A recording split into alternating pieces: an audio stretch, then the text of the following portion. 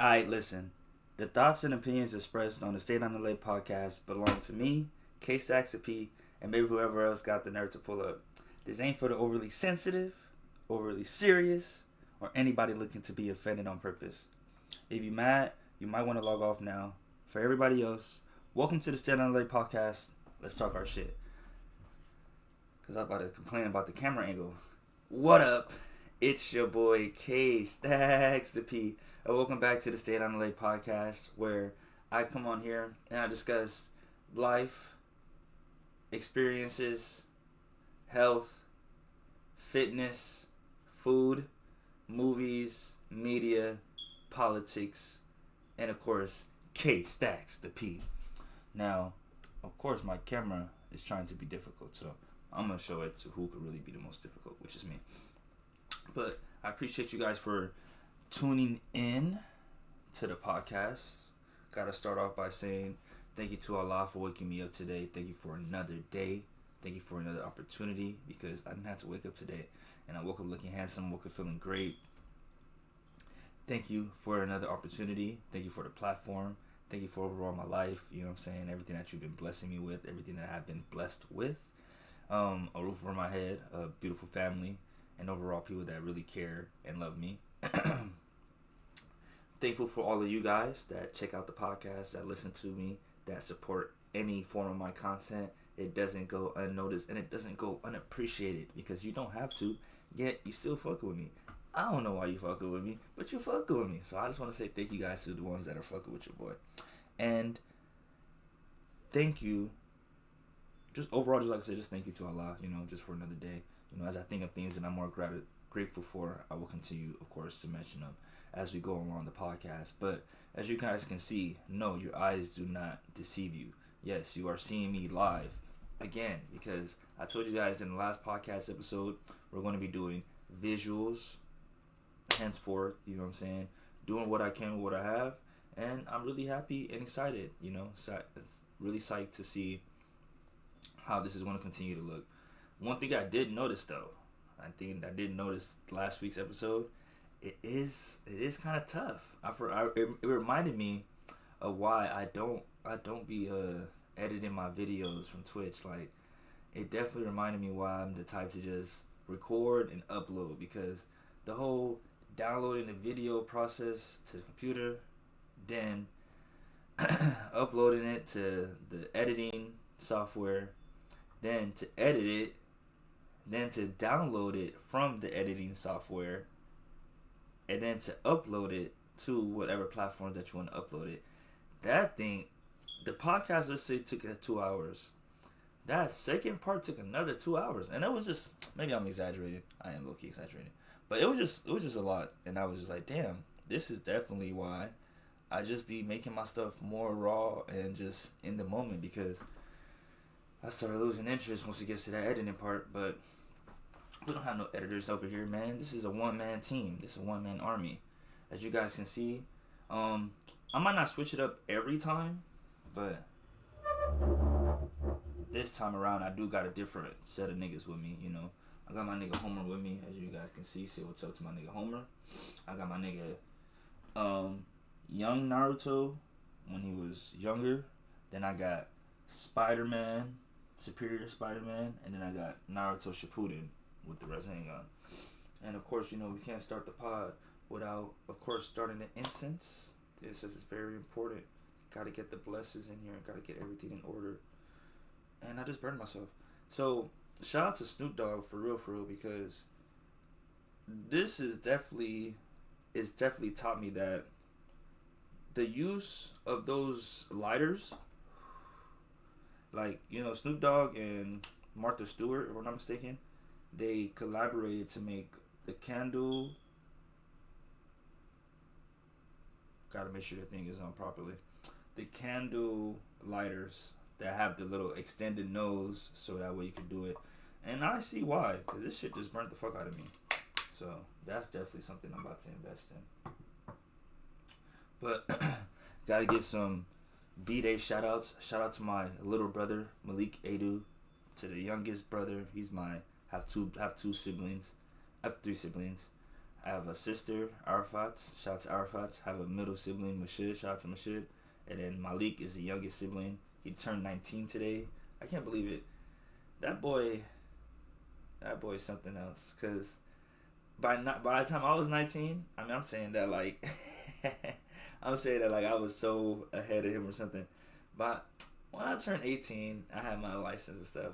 But it's so funny because with my little brother, Mashid, was like kind of encouraging him to like drive, like me in particular. I really wanted him to drive so that way he could like alleviate some of the stress that I had when it came to taking Malik to school and having to be the only driver. Because when I got my license, I was so excited to get my license at first. I was like, yes, I can't wait to drive. I can't wait to start going places. And it's so funny. That's what I'm saying. Nigerian parents are so funny. They were so against me getting my license at first. But the moment I got my license, now they want to start sending me on all these missions. Now they want to tell me to start picking everything up, start taking everybody everywhere. And I was like, whoa, when I wanted this license, it was for Caduceus benefit. Like, I had myself in mind with this. I didn't have everybody and their mama to be dropping them off and doing all that. But eventually, I got through it and I got used to it. But by the time I got used to it, Mashud is getting to the age where he should start driving. And Malik is around there too. So I was like, well, Mashud, he seems a little more responsible. Like, just because I know, as a driver myself, and as someone that has, of course, had my fair share of fender benders and stuff, I know how serious driving is. And not to say Malik is not responsible, but that boy's wild. So he's one of those boys that I was like, yeah, I don't mind him taking his time to, like, get into the adult lifestyle because, it's just a signal of the youth. It's just a signal of like the generational differences. When I was raised, it was super duper strict. When Michelle was raised, it was medium strictness. When Malik is raised, it's not really much strictness. So I don't feel like he has that foundation enough of just like, he's not scared enough of my parents. Let's just put it like that. I'm scared of my parents. Michelle and Malik, I think Mashid's still scared, but Malik, I don't think Malik is scared. Like, especially because now he's dormant and stuff. Like, that's one thing I could definitely say has changed the dynamic for sure. Now that he doesn't have to stay home the whole year, he does kind of have that like authoritative attitude of like, oh, when I want to leave the house, I could just leave the house. When I want to go do this, I'm gonna just go do this. And you can't fault the guy. You know what I'm saying? At his school, when he wants to leave, that's what I'm saying. I know I'm not tripping. I feel like it's moving. It's moving small, like slightly. But I want to see. Let me test it now. The wiring is still a little janky over here, y'all. Bear with me. But this isn't a berate Malik thing. This is really supposed to be a shout out. I just want to say that because I'm like, I know that boy is getting older, but he's still my little brother, and I love him. And I can't wait, but I can, in a sense, for him to like really like lock in and like really understand. Cause, bruh, if you know, you know. I have a VR headset, Malik. I'm about to. I started this off trying to give you some props, but then I just remembered who I was talking about. I'm talking about my littlest brother, my youngest sibling. So I'm gonna just give it, like I said, before I get on here and just start lecturing about Malik. Big shout out to Malik. He turns 19 today. I'm very proud of you. Your older brother loves you, and you already know what it is with me. You already know how we rockin'. So I don't gotta get on here and get too sappy and too emotional. But you know that I don't play about you, and I do really hope for the best for you, and I really wish you luck with this school stuff. And like, really take it seriously. Like, don't be playing and stuff. So like I said, I ain't trying to turn the dad, but you already know what the deal is with me. And another birthday shout out.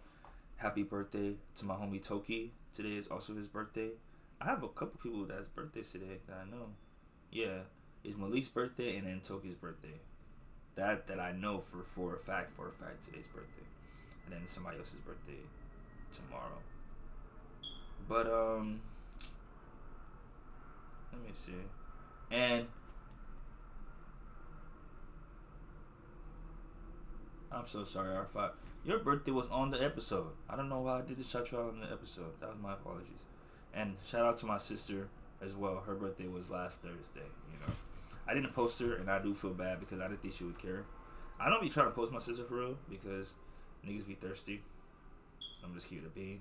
So that's why I don't post her too much. But I do have a sister. I do really rock with her. And I wanted to make sure that she also feels the love. So happy birthday to Malik. Happy birthday to Toki. And happy birthday to Arafat. It's not belated, but wanted to definitely give more attention to it today. So now, you guys already know how this podcast starts. We're going to go through the daily recap. We're going to start off with Thursday. So after I recorded the podcast last week, pretty much was just trying to edit it and upload it. I was telling you guys in last week's episode, I was like, man, that nigga was torn. I'm over here like, dang, I want to go places. I want to do stuff. But then it's so funny because I felt like once I stated that that's like my issue, or that's something that I was like trying to like figure out how to work around, is as if God was like, oh, you got free time, like you want something to do, I'll give you something to do. And that's when I was like learning how to edit my video, upload it. I made a Patreon as well, so if you would like to see these videos and see this podcast visually before anybody else, make sure to subscribe to me on Patreon. It's just $5.99 a month. You don't have to, because like I said, I'm gonna upload this for free. It's just for those that are thirsty. I'm just keep it a bean, and those that just want to support your boy. You know what I mean? So like, if you want to just see it early, you know what I'm saying? If you just like, dang, I love these podcasts.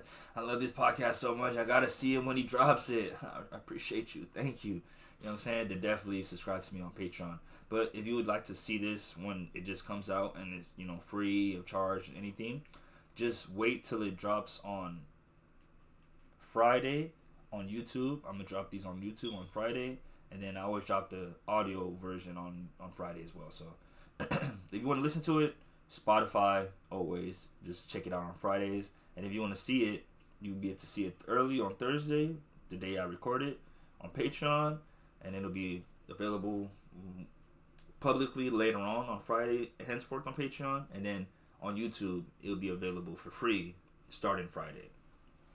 You know what I'm saying? I think that's a pretty good deal. And then that way it gives me some time, like I said, like if that day, because how I was going to go today, right? Y'all don't know this, but I might as well say it, you feel me? Because it's even funnier, because in reality, the people that get to see this really first, that get to be the first ones to listen to the podcast, hear the podcast, are the people that are subscribed to my Twitch. The caveat is you have to be up early, okay? Because if you've been listening to the podcast, you feel me? Like I said, I can't slow the train down, or what did it say? I can't stop the train. Fuck.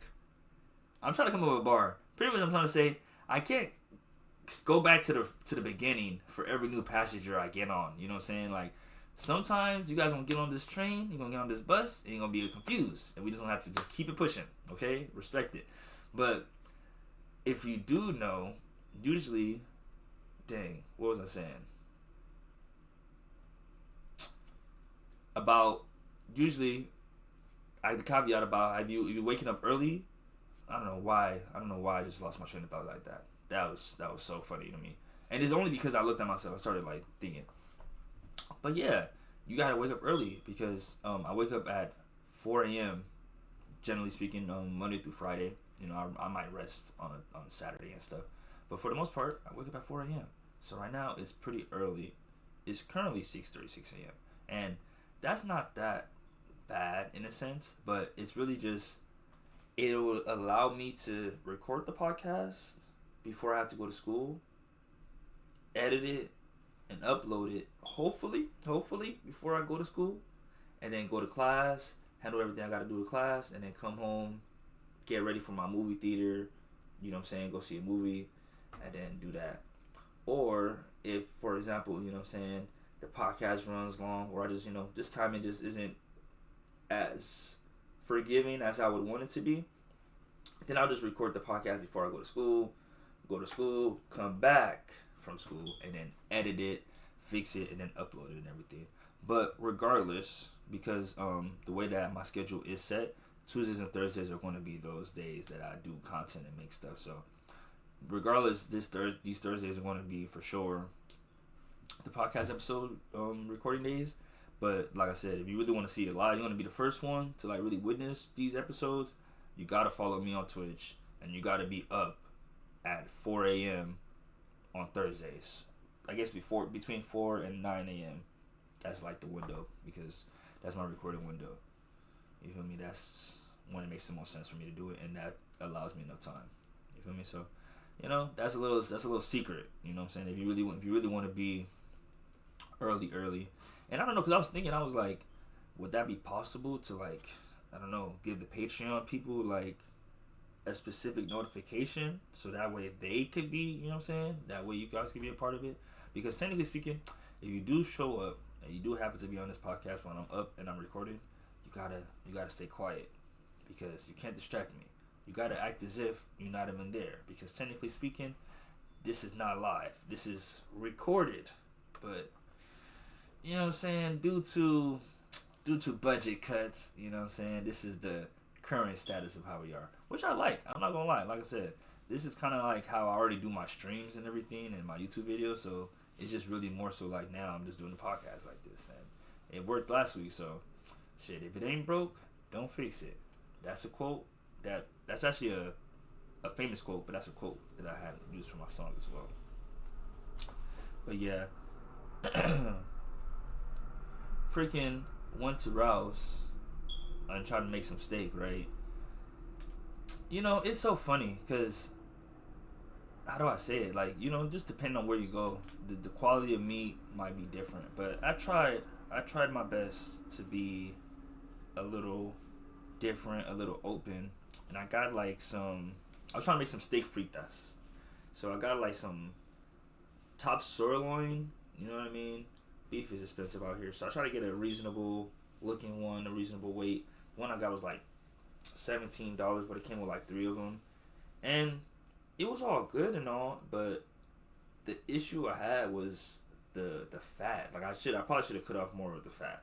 Maybe that's just really what it was, because when I ended up cooking them, seasoning it, did everything, did the whole nine, and I made like this beef sauce.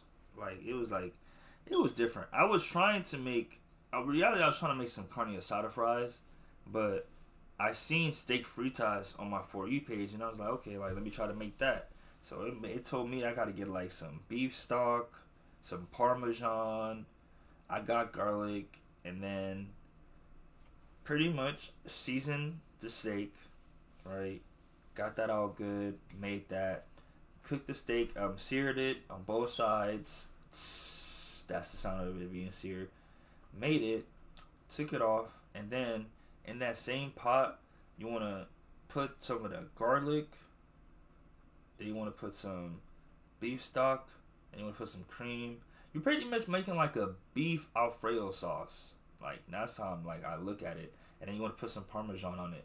But I did not measure, and I did not look up the measurements. Like, I just kind of just eyeballed all the ingredients, and it was cool. But I definitely felt like it was more on the salty bland end, if that makes sense. Like, it wasn't too flavorful as I would like it, but it was a little over seasoned. You know what I'm saying? Like, and then that too, Rouse had me so messed up. I went there trying to find a block of Parmesan, but I couldn't find a block of Parmesan, because if you know, you know. They have just in general, we're in a grocery store, they have different forms of Parmesan. They have the Parmesan that they have in the pack, and they have the Parmesan that they have in the block, and they have in the baggies, which is one I end up getting. Shout out to Sargento. I'm not too versed on Sargento cheese, but I've seen them in the commercials, and they look like the type of niggas that take their cheese making process pretty seriously. So when I seen the Sargento Parmesan, it only made sense, because if I couldn't get the Parmesan in the block where I could, grade it myself, it just didn't make sense to me. And that's the best way to do Parmesan. So I couldn't find it. I kid you not. I turned into a full-blown grocery shopper. I really was in there really trying to find the real ingredients and stuff. But sadly, I didn't work out for your boy. So I pretty much just came home then. I got what I ended up getting. I got some So yes, I ended up getting some Sargento cheese, Parmesan, some beef stock, Kroger. I ain't gonna lie, I wasn't trying to go too crazy. Groceries these days, too expensive. Then I got some Lando Lakes heavy whipping cream, some mixed garlic, some, exactly, what is it called? Choice beef, boneless tri-tips, like, and it looked cool. That's the crazy part. Even looking at it now, like, I see why I got it, but maybe the ones, because it was really that last one. The first two was cool. Fat to beef ratio was cool. But that last one, I ended up having to, like, cut off a whole, like, parts of it. Like, even after it was cool, it was just too hard, and I was really disappointed. And then I also got some shoestring fried potatoes. So, like I said, started off with seasoning and everything. And then for the sauce, like I said, it was, put some onions. And that's what I did wrong. I think I had put the onions too early and I let them get burnt, because part of the process was to get some black whole peppers and, like, grind them down and, like, do something with it. And I didn't realize I didn't have the materials to grind down the black peppers. So I pretty much, like, had one thing going on the stove while I was trying to grind the peppers down, and it was still going on the stove. So it was cool though. So then you put the beef stock first, then you put the heavy whipping cream last. But by the time I put the heavy whipping cream, the shit in that stove and that skillet was already looking black. It was already looking black. So it kind of came off like a fake, like, gravy type shit. But the Parmesan, you know what I'm saying, I try to make it work. And I think for the most part, it still came out pretty good. It tasted good. So I can't complain. It was just one of those things where I'm just like, yeah, if I want to make this for somebody, I'm definitely gonna follow the instructions, like, to a T, because I can't have nobody eating my food and it's not, you know what I'm saying, it's not what it's up to be. It's not up to par. So yeah. So then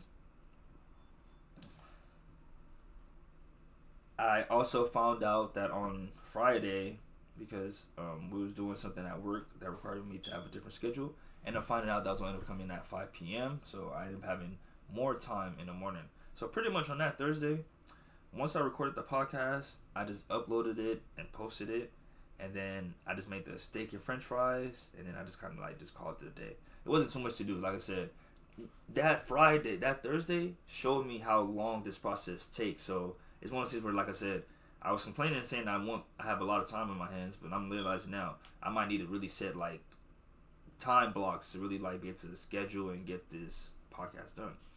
So as you guys know, at the end of my days, or this is something that I do. Like I said, I'm not gonna stop the train for everybody, but, every once in a while, do a journal, and then I do one sentence. So it's a journal, and where I just kind of, like, notate what I do throughout the day, and then I mention 5 things that I'm grateful for at the end of the day, which I usually do it the day after, and I do one sentence reflecting on the day. So this is where I'm basically reading off of. I'm very grateful for my Thursday. I did stall for a bit, but then I got myself together and made the podcast. Even recorded the podcast and recorded it. I made some steak and fries that was fire. And then I just streamed and chilled all day, realizing I didn't need to go to Disney because I got a lot to do when it goes content wise. And the reason that I specifically try to write it down when I do it or the next day is so that way I can see how I was feeling in that time and moment. You know what I'm saying? So it's funny though, because I already know, like, the iPhones, they only got so much space. So I'm already knowing that, like, when it gets to a point, I'm going to just have to delete some of them. And it sucks because I would love to be able to take this to when I'm grown. I mean, it's funny. If in reality, a nigga can just write down the journal. I just have, 1, I have terrible handwriting. And 2, that's really just it. That's really it. Like, I don't really see why I wouldn't be able to write in a journal. I think it's just the whole keeping it together part, because I have a journal where I write down my affirmations. So I do a 3, 6, 9 affirmations. I have a list on my phone where I have just a list of affirmations, and I choose 2 each day, and I just repeat the cycle. And then whatever 2 I choose for a day, it might be I am so positive, or Everything I work on becomes something I'm proud of. I'll take those 2 from that list, go to the journal, write it 3 times, write it 6 times, write it 9 times, and then say it out loud 9 times. I'm giving y'all the sauce. I'm telling you, this is self-help. You know what I'm saying? Make sure you guys rate the podcast on Spotify so that way we could get some more people and start helping more people. But on Friday, it ended up doing a hike with my Donovan, my twin. I was gonna say my twin, but I was like, should I say his name or say twin? Shout out to the twin Donovan, you know what I'm saying? We went on a hike, ended up going to the spot. You guys already know where we go. Not gonna say too much. Got there around 7:34, which is really good because, like I said, I was going to work at 5 p.m. that day, so I didn't have to rush. Usually, we'd be trying to get there like 6 and everything. It's a 3-mile hike, so we try to get that done, you know what I'm saying, do our thing. But this was really good. I really appreciate, like I said, I really appreciate my twin, especially right now in times like this, because, you know, y'all know about y'all boy. Hey, he's either this or the fam. I don't really talk to that many people, so he's just someone that I really appreciate him because I can have those conversations about stuff that I can't talk to everybody about. It's so funny. I was just watching the video yesterday, right? Because I just noticed something I did. How I've been playing with my string on my pants. It's so funny. I don't think I do it out of nervousness. I think I just do it to just like help me keep stay track on my thoughts. But I'm like, as soon as I notice I'm doing it, I don't want to do it no more. So I'm gonna try to not touch my string. It's hard, I guess. It's hard to just leave your hands alone. But it's so funny because I'm saying that to say that I seen a video of KSTAKS, seen a clip of KSTAKS at the Paris fashion show. And it was so funny because he was talking to some people, and he kept like fidgeting with his jacket, and I noticed it, and I was like, dang, like, I wonder if he notices how much like he be fidgeting with his jacket, like to the point where his hand was touching his jacket and his other hand was covering it, right? And he's like fidgeting with it, and I think he noticed it so that like, but he's not, but like it's one thing where it's like it might be soothing him, so like he kept doing it and he covered it, and I was like, dang, that's so interesting, Like, I wondered, like, if it's like, it had me thinking, I'm like, maybe it's the difference in, you know, being on camera and then being in person with people, because sometimes I do the same thing, like, not that, but I do notice that I'll be talking to somebody, and I'm not afraid of eye contact, but I'll be talking to someone, and if I feel like they're intimidated by the eye contact, I'll try to look away and shit, but for me, it's like, I don't have no issue looking at you. It's just I feel like me looking at you might be making you uncomfortable. So I try my best to just like alleviate my eyes. So it just had me thinking to myself like, dang, like little cues that human do, like him. Like I said, I'm assuming that because on stream, I'm sure he probably doesn't have to fidget, doesn't do all that stuff because it's like, oh, I'm at home, comfortable. But in person, you know, you're dealing with people, you're dealing with different personalities. I'm like, oh wow, that's a nice thing to peep. You feel me? But yeah. Get to the hike area with my twin Donovan, you know, I just told him, and I was like I said, I was still reflecting on, I ain't gonna lie, you guys know I don't cap on here, I was still reflecting on the recent loss of old girl in my life, because, you know, like I said, I'm better now. At that time, it still was still fresh on my heart, and I wouldn't even say it was fresh on my heart, it was just like, it still was just kind of blowing me, and I still was like, I guess, coming to terms with accepting it. Now I feel like I've kind of come to, like, you know, I've gone through the 5 stages of grief, 5 stages of loss, whatever you want to call it, and I've got to the stage of acceptance. But at that time, on that Friday, I still was telling him, I was like, it's so funny how, like, in a sense, like, I'm grateful to her because now she's put me in a position where I have to really stand on business about this lifestyle and overall just how I just want people to be around me, because like I said, my whole goal is to be around people that I feel like we can have conversations, we can talk things out, we can express ourselves, we can have disagreements, and it not be the end of the world. But the fact that, in my opinion, like I said, she had something that she had an issue with that I was doing, or had something that she was harboring, something that was bothering her, didn't feel the need, or didn't feel like she could bring it up to me, rather than Instead, she decided to just fall back, which I feel like I said, is BS, because it's like, nigga, I just seen you. I was just with you. I just hung out with you, and you just, whatever. but now you want to fall back. And then it's like I said, even the whole parameters surrounding that, it's like, would I have even known if I didn't ask? Like, I literally was on some shit like, bro, it's about to be the new year and I ain't heard from you in like a couple days. You good, fam? And you talk about something. Yeah, actually, I made the choice. You've been chopped. I'm like, oh, okay. So like I said, I told him straight up. I said, I ain't gonna lie, that shit does bother your boy, and it's because I told that girl a good amount of my, you know what I'm saying, told that girl a good amount of my business. So I told her a good amount of my business, and I just keep thinking to myself like, damn, I can't tell nobody nothing no more. Like, I can only tell my niggas, like, cause like I said, that's so weird, bro. Like, and I guess that's what the whole parameters of the conversation was. Shout out to Devin too, cause that's what we were just saying. I was just like, bro, women are just interesting. You know what I'm saying? Like, you could really try to tell a girl something, but she won't understand it until she wants to understand it, until like it makes sense for her. Because I was just telling Donovan about how, and that's what I'm saying, it is what it is. If you get talked about on here and the shoe fits, the shoe fits. But between me and y'all, I don't think most of the people that I be talking about go even like realize I'm talking about them till it's too late, or till like a clip about, like, unless somebody really sends this shit to them, I don't think they're gonna even notice. So I think we safe, right? You know what I'm saying? Y'all got me? Y'all got me. Okay, cool. So I was just telling him how I'm like, it's so funny, gang. I'm like, man, you know, I said, I feel like all these girls, you know, that I just keep dealing with that just do me wrong, per se. You know what I mean? Like, and I'm not even saying just romantically, bro. I'm talking about like just friendship wise. Like, I've been learning lessons from friends. I've been learning lessons from just the homegirls. Can you believe that?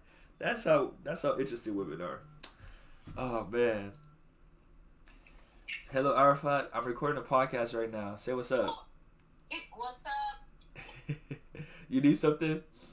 Yeah, if you want to move your car, there's a ticket.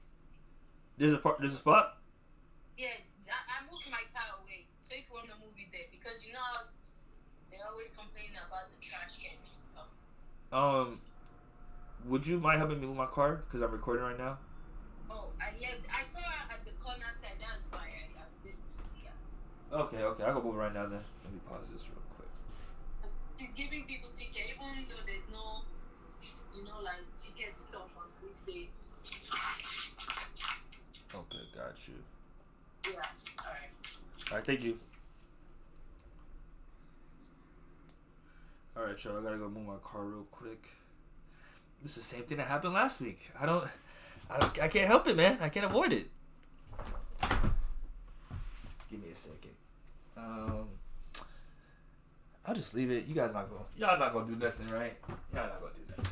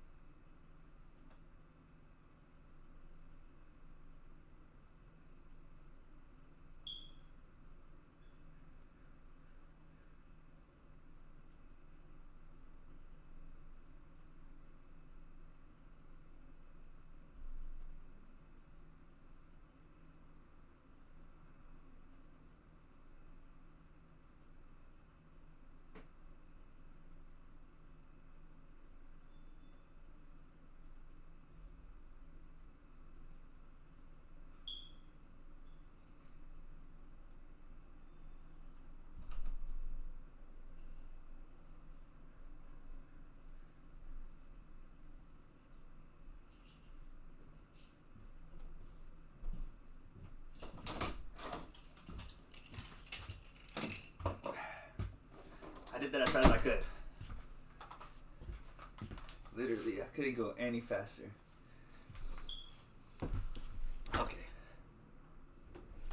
Okay, so to the audio listeners, you guys, if you guys end up, I mean, even the video, like I said, the only people that's gonna know how this podcast really goes is if you on Twitch. So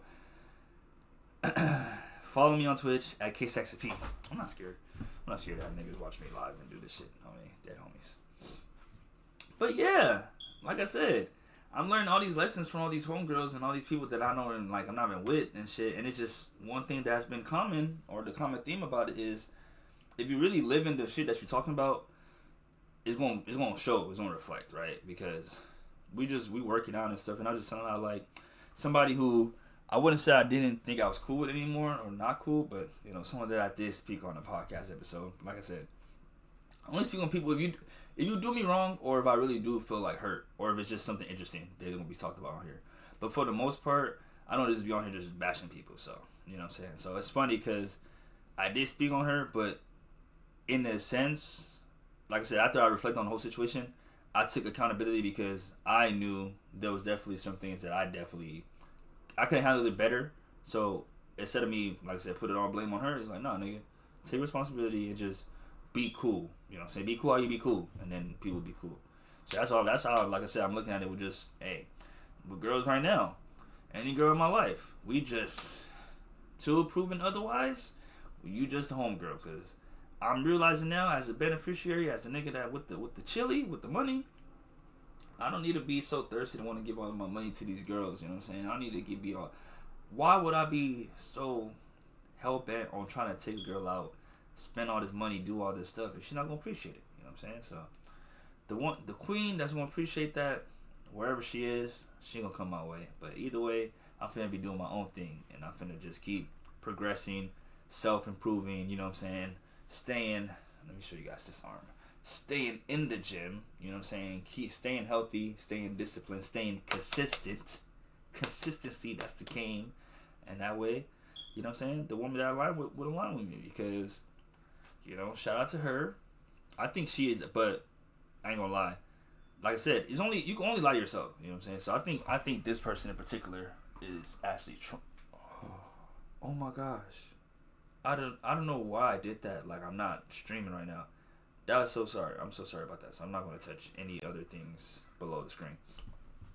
But no, pretty much what I'm saying is, this person reached out to me pretty much saying like, yeah, we need to work out together. And I thought it was just so funny because when I first like got around this person, like I was really starting this workout shit really serious, and I was taking it really seriously. And I told them, I said, hey, and mind you, like I was trying to pursue them at the time. So I was like, hey, man, like I told them the whole night. I said, look, I'm a chill nigga. I be in the house.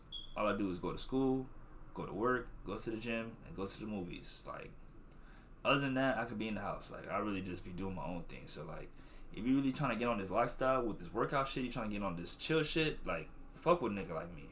And just overall, but I say that to say that with the workout stuff, like, had she, in a sense, you know what I'm saying, locked it in with your boy, she probably would have been further away, further off, you know what I'm saying, further along the line. But I don't know. That's what I'm saying. I think people life just be life and stuff. So, like I said, I don't know. I'm going to just say it like this. I don't think she took a nigga that serious. So, you know what I'm saying? Time will tell. How do they say it? The results will speak for themselves. And like she and everybody's probably been noticing, this nigga don't stop. This nigga really be doing it. Like, even on times where it's like, okay, a nigga want to go out, a nigga want to go have fun, I'm still responsible enough to just know that, like, yeah, I still want to go to the gym, I still want to go work out later. So she pretty much was like, yeah, I want to go work out with you and stuff like that, because, like, you're the most consistent person that I know.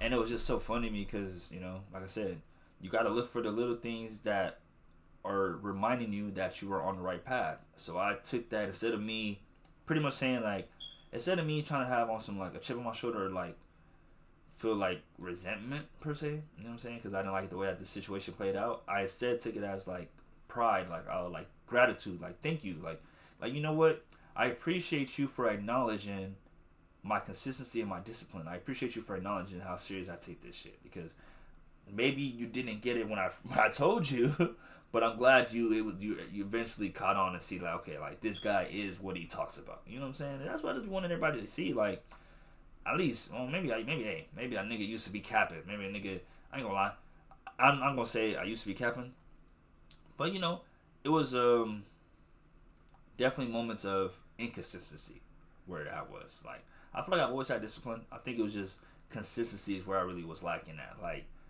I would be quick to make an excuse or quick to just say, okay, and I could put something off and we'll do it later. And then later comes, or later just never comes, and I never do it. But now that I've really understood the game of consistency, and like I was saying on my my story yesterday, is that, like, you know, just show up every day regardless of how it is. Like with this stuff, record it and just go with the flow. You know what I'm saying? See what ideas I get out there, and you never know. Might fuck around, create the best episode ever. And shit, I ain't complaining. Like I said, I like all my content. I legit listen to my podcast, so I got no complaints there. But it was just really just a humbling moment, because I was just like, yeah, like, in reality, if the person is for real, you know what I'm saying, if you're listening and you're out there, the secret word of today is frosted cookies and cream. But if the person is serious, I will legit go to the gym with her. I think it's niggas that I'm gonna be a little bit like skeptical on. But I don't mind going to the gym with girls, because I just don't. It's not like we're gonna do the same workout anyway. You know what I'm saying? So it's not like her working out can't really bother me. It's the niggas that, like, you know, we working out together and you in there trying to BS and I'm trying to really get some money. That's why I feel like, honestly speaking, and it's so funny because my twin, I feel like he's really having these epiphanies and like these plans for like expansion, but I'm really getting more and more into solitude. Like, I'm really getting okay with not fucking with people. Like, I'm really getting okay with just going home, like going out, handling business, and then just coming home and just making content, getting on stream, just doing that type stuff, like just chilling, watching some TV shows, just because I'm like, man, like I said, I'm not trying to, and I guess I'm not trying to attack people for it, but it's something I just noticed. People just make too many excuses, and it's just like, as somebody that, even though I don't, like, in a sense, like, even though I don't be feeling like doing everything I do, I still do it. I still try to find, you know what I'm saying? I still try to find. So it's just, when you get to this stage, it's just so hard to be around people that I feel like aren't even trying. You know what I'm saying? Because like I said, you don't gotta be as serious about, I guess, the gym or as life as me. You know what I'm saying? I'd prefer that. You know what I'm saying? I prefer that you take your life a little more seriously. But you don't gotta be as serious as me. But I appreciate those that are trying. I think it's the ones that are just, like I said, the people that just want to talk just to talk, I don't got no time for that no more, bro. I don't want to, like, the wishful thinkers, like, that's cool. I'm trying to fuck with the doers. I'm trying to talk to the actual people that's actually making, you know what I'm saying, attempts. So if you actually trying to make the attempts, I'm gonna tell. So I'll fuck with you. But you know what I'm saying, it just don't be coming off like that. So I was just telling him about that, and then we were just laughing about that, and he was just telling me about his situation. You know, I don't come on here. I said I don't tell people's business unless they want me to tell their business. So overall, it was a good hike. It was 3.18 miles. Did it in 1 hour and 38 minutes. You know, it wasn't nothing too crazy. You know, we didn't go too hard on our body. So that's how you know I really do not be doing nothing. Like, cause literally, all you see in my camera roll is footage from me doing the hike with him, getting our donut and everything after, and then you don't see nothing else for the rest of the day. Like, it's literally, then it just goes straight to Saturday. But I mean, that's how you know there's no cap in my rap. I really lived this life that I'm talking about. I just had no business. But after we went to the donut shop, I got myself a glazed donut and a taro smoothie. I still don't know what taro is, but it tastes like blueberries, like an off-brand blueberry, so I'm fucking with it. And then after we just landscaped a little bit, I just made my TikTok, and then I just went home. Pretty much was just chilling, resting, you know, before a nigga had to go to work. There was no interesting movie to see last week, so I apologize, y'all. There's not no movie review this week. Oh, wait, I'm lying. There's no new movie review this week. the movie review that's available this week is an old movie, and it's the movie Law Abiding Citizen with Walter Butler. I'm sorry. I don't know why I said that. Law Abiding Citizen 2. I know there was not a part 2 to this movie. Why would they be about to say? And Gerald Butler, Jamie Foxx, Leslie Bibb. I haven't seen her in a while. If I'm not mistaken, I want to say she was in Iron Man. Viola Davis, Cole Meany, Regina Hall. It had a really good cast. But that's the movie that we're going to be reviewing or discussing today. There was not no new movie, but I am going to go see a movie today. So expect a movie to be discussed, a new movie to be discussed in next week's pod. The movie Mercy with Star-Lord. I'll be honest. You guys know I don't cap. Y'all know I don't cap. I'm kind of 50-50 about I'm still going to see it, but I'm 50-50 about the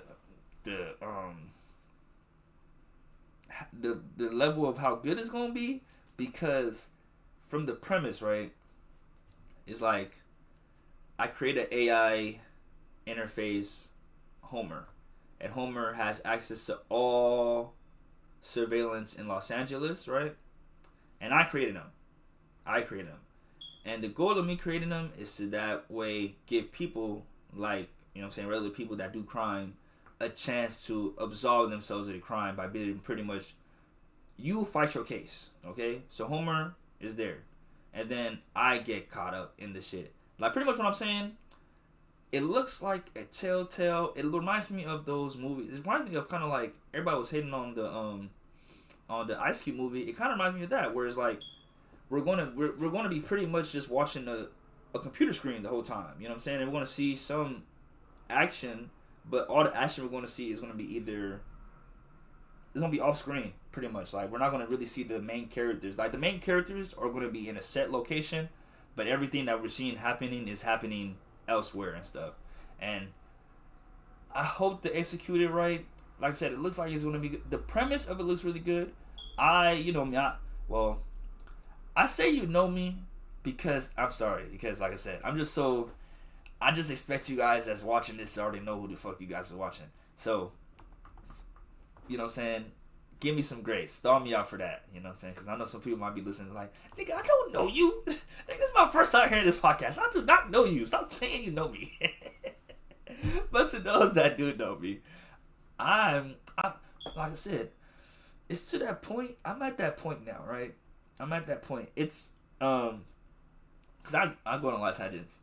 You know when sometimes when you just like, you're like, fuck. How would I say this? I feel like a certain archetype of people, only certain folks might be able to relate to what I'm saying. You know when you be trying to put people onto shit, right? Let's say, for example, you see something that's trending. What was something that I feel like I really was like on before everybody else? I would say Yeet. I ain't gonna lie. I fucked with Yeet before a lot of niggas fucked with Yeet, right? So, I don't know what it was. I don't know what it be. Sometimes I just have like a drawing or an inclination or just like a calling to certain just trends or certain things, and I'm just like, or I just get like, I feel like, insight before other people, because I'm not gonna sit here and act like a lot of things that I get put onto or just find out, I get found out on just like discovery. Sometimes, I ain't gonna lie, I get so blessed to be able to like find people on Instagram or find certain pages that I'll be like, dang, this is a low-key page, but the shit they're saying, there's no way this person shouldn't be more known or more famous, because I feel like if niggas knew this page, they would be able to monetize and be able to use this shit. Like, so there's like, cause this is one guy on Instagram that be like talking about fashion trends and stuff like that, and I'm like, nigga, you be spot on. He was talking about, cause the homegirl just sent me a DM today, and this is all gonna tie to what I'm talking about. The homegirl just sent me a DM today about Ralph Lauren opening a restaurant, and I made a joke saying like, wow, like all these clothing stores is making restaurants, but in reality, I only knew that because the nigga I followed, he said that months ago, like, oh, I don't know if you guys peeping, but you guys probably should be peeping. All these luxury brands or these brands are trying to, like the new meta is food. So they're trying to get into food. They're all making all these cafes and everything. And I was like, oh, wow. You know what I'm saying? I was listening to it. But then to see the video today of the Ralph Lauren and seeing how, and respectfully, it's like a Ralph Lauren coffee shop. Respectfully, I'm not trying to diss Ralph Lauren. It's just coffee. It's just coffee. Like, the video showed everybody, the place opens at 10 o'clock. They had a long ass line at 8 a.m. 8 a.m. Maybe that's what I'm saying. Maybe because I'm the nigga, you know what I'm saying? So my idea of drip is different. But I don't really see that many of y'all wearing Ralph Lauren. I ain't see y'all polo. You know what Doug said? Horses don't stop, they keep going. A lot of those, based on the video, none of them look like they even indulge in polo. Ralph Lauren, the Ralph Laurents or whatever. So pretty much what I'm saying is, consumerism it's getting so bad to the point where like these brands know that like, nigga, we could trick y'all into buying more of our merchandise by making these storefronts of food, and we just sell you guys mediocre products. Like, we can just give you some bullshit coffee and say Ralph Lauren coffee, and we kind of up the price, and then in reality connect it to our store and connect it to our storefront, and we sell clothes out the back. So in reality, we're trying to sell you guys more clothes. But what's an easier way to get people into the store? Drinks, food, snack, chill, lounge. You know what I'm saying? You fuck around just coming here and just thinking, I'm just gonna get some coffee. Well, you drink some coffee, you might fuck around, walk around. This shirt kind of nice. This knick-knack kind of cool. This souvenir kind of nice. You might fuck around, buy something. $3 coffee, but now you're walking out there $53, you know what I'm saying, in debt. Because Ralph Lauren, I'm assuming, if I was Ralph Lauren, I would sell my shit $39.99, $49.99. Nothing too crazy expensive, because if you want to, because that's the thing. You can't sell the mid product too expensive. Unless you like Dior or Louis Vuitton. Because those restaurants, when I see the people who do the reviews for those shits, the food portion and everything is out of control, and even the quality of food is out of control. But the pricing is crazy. That's why I get mad at myself. Like I said, I don't know why I do it. I don't know why I buy expensive stuff. Because anytime I see other people buy expensive things, I'm always like, bro, why? But me, I give myself a pass. I know. I'm getting better though. I'm getting better. Like I told you guys, your boy got a Roth IRA account. You know what I'm saying? We working on these financial literacy. We working on this financial stuff. We're getting there. Making steps. I might talk to you guys about that today's episode. Matter of fact, you know what I'm saying? Yes. But yeah, pretty much I say that to say that I be on these trends way before niggas be on these trends. I be on these waves before niggas be on these waves. And I might not be the only nigga. I might just be part of the small few that know what's going on. But I feel like I have a knack or an ability to kind of see where shit is heading. That's why, shout out to the homie Seco. I remember I freaking got into an argument with this nigga about some shit, about some clothes. He was trying to put me onto baggy pants and like baggy style, or like, let's just say New York style. That's what I consider it. Say what you want to say. I call it New York style. He was trying to put me onto that shit, him and Matt. And I was like, I respect you niggas. Shout out to Matt. I respect you niggas. Like, I respect you niggas. You niggas know how to dress. You niggas got style.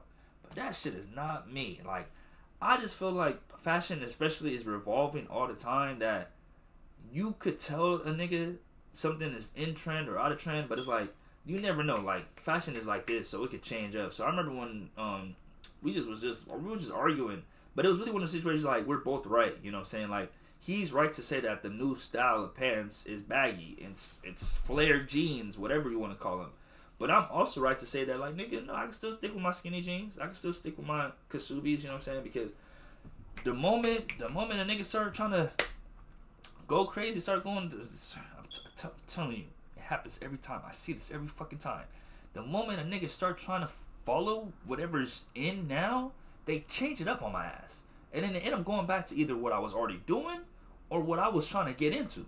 So that's why for me, I ain't gonna lie. Like, with the, especially with the podcasting, the video game streaming, the working out, the educational content, I feel like these niches, especially the podcast, I don't know, how do I say it? I'm not banking on some shit like, oh, I can't wait to be right. But I'm just so confident knowing that, like, this is such a good medium, a good form of, like, content, that I just know, like, there's no way I'm going to fail if I just keep at it. The streaming, the video games, you know what I'm saying? Like I said, niggas going to always fuck with video games. Working out, who don't want to improve their lifestyle? Who don't want to get physically better? And then education, because I go to school, you know, I'm learning, you know what I'm saying? I just be into shit. That's why I feel like I dive into politics, financial literacy, and stuff like that. And your boy started school, started his last semester this week, so, God, you know what I'm saying? I ain't gonna lie. It's, hey, we're on episode 30 right now, so by episode 47, your boy will be graduated. By episode 47, I will be a bachelor's holder. I ain't gonna lie. I think that's why niggas be acting a little, you know what I'm saying, somehow, because when they get that degree, it's like, I'm him. So once I get that shit, I'm gonna be himmer, because I'm already him, but I'm gonna be even more him, you know what I'm saying, even more him. But pretty much, you know what I'm saying, if you a hater and you counted me out, you know what I'm saying, I'll see you at episode 47, and we're gonna see who talking what shit, and we're gonna see who got the energy. We're gonna see who get the last laugh, because that's what I'm saying with the trends. I'm done trying to convince niggas. I'm done trying to put people on. But I'm not hiding the shit that I'm doing. Like, I think I said it last week, or I told my homie Donovan about it. Man, you could keep shit a secret, but when you working through God, you don't gotta hide anything. You know what I'm saying? You gotta worry. I think I have to say that last episode. You don't gotta be fearful. You gotta worry about them fucking up your plan, because if it's in God's will, if it's God's plan, it's gonna be good. It's gonna be straight.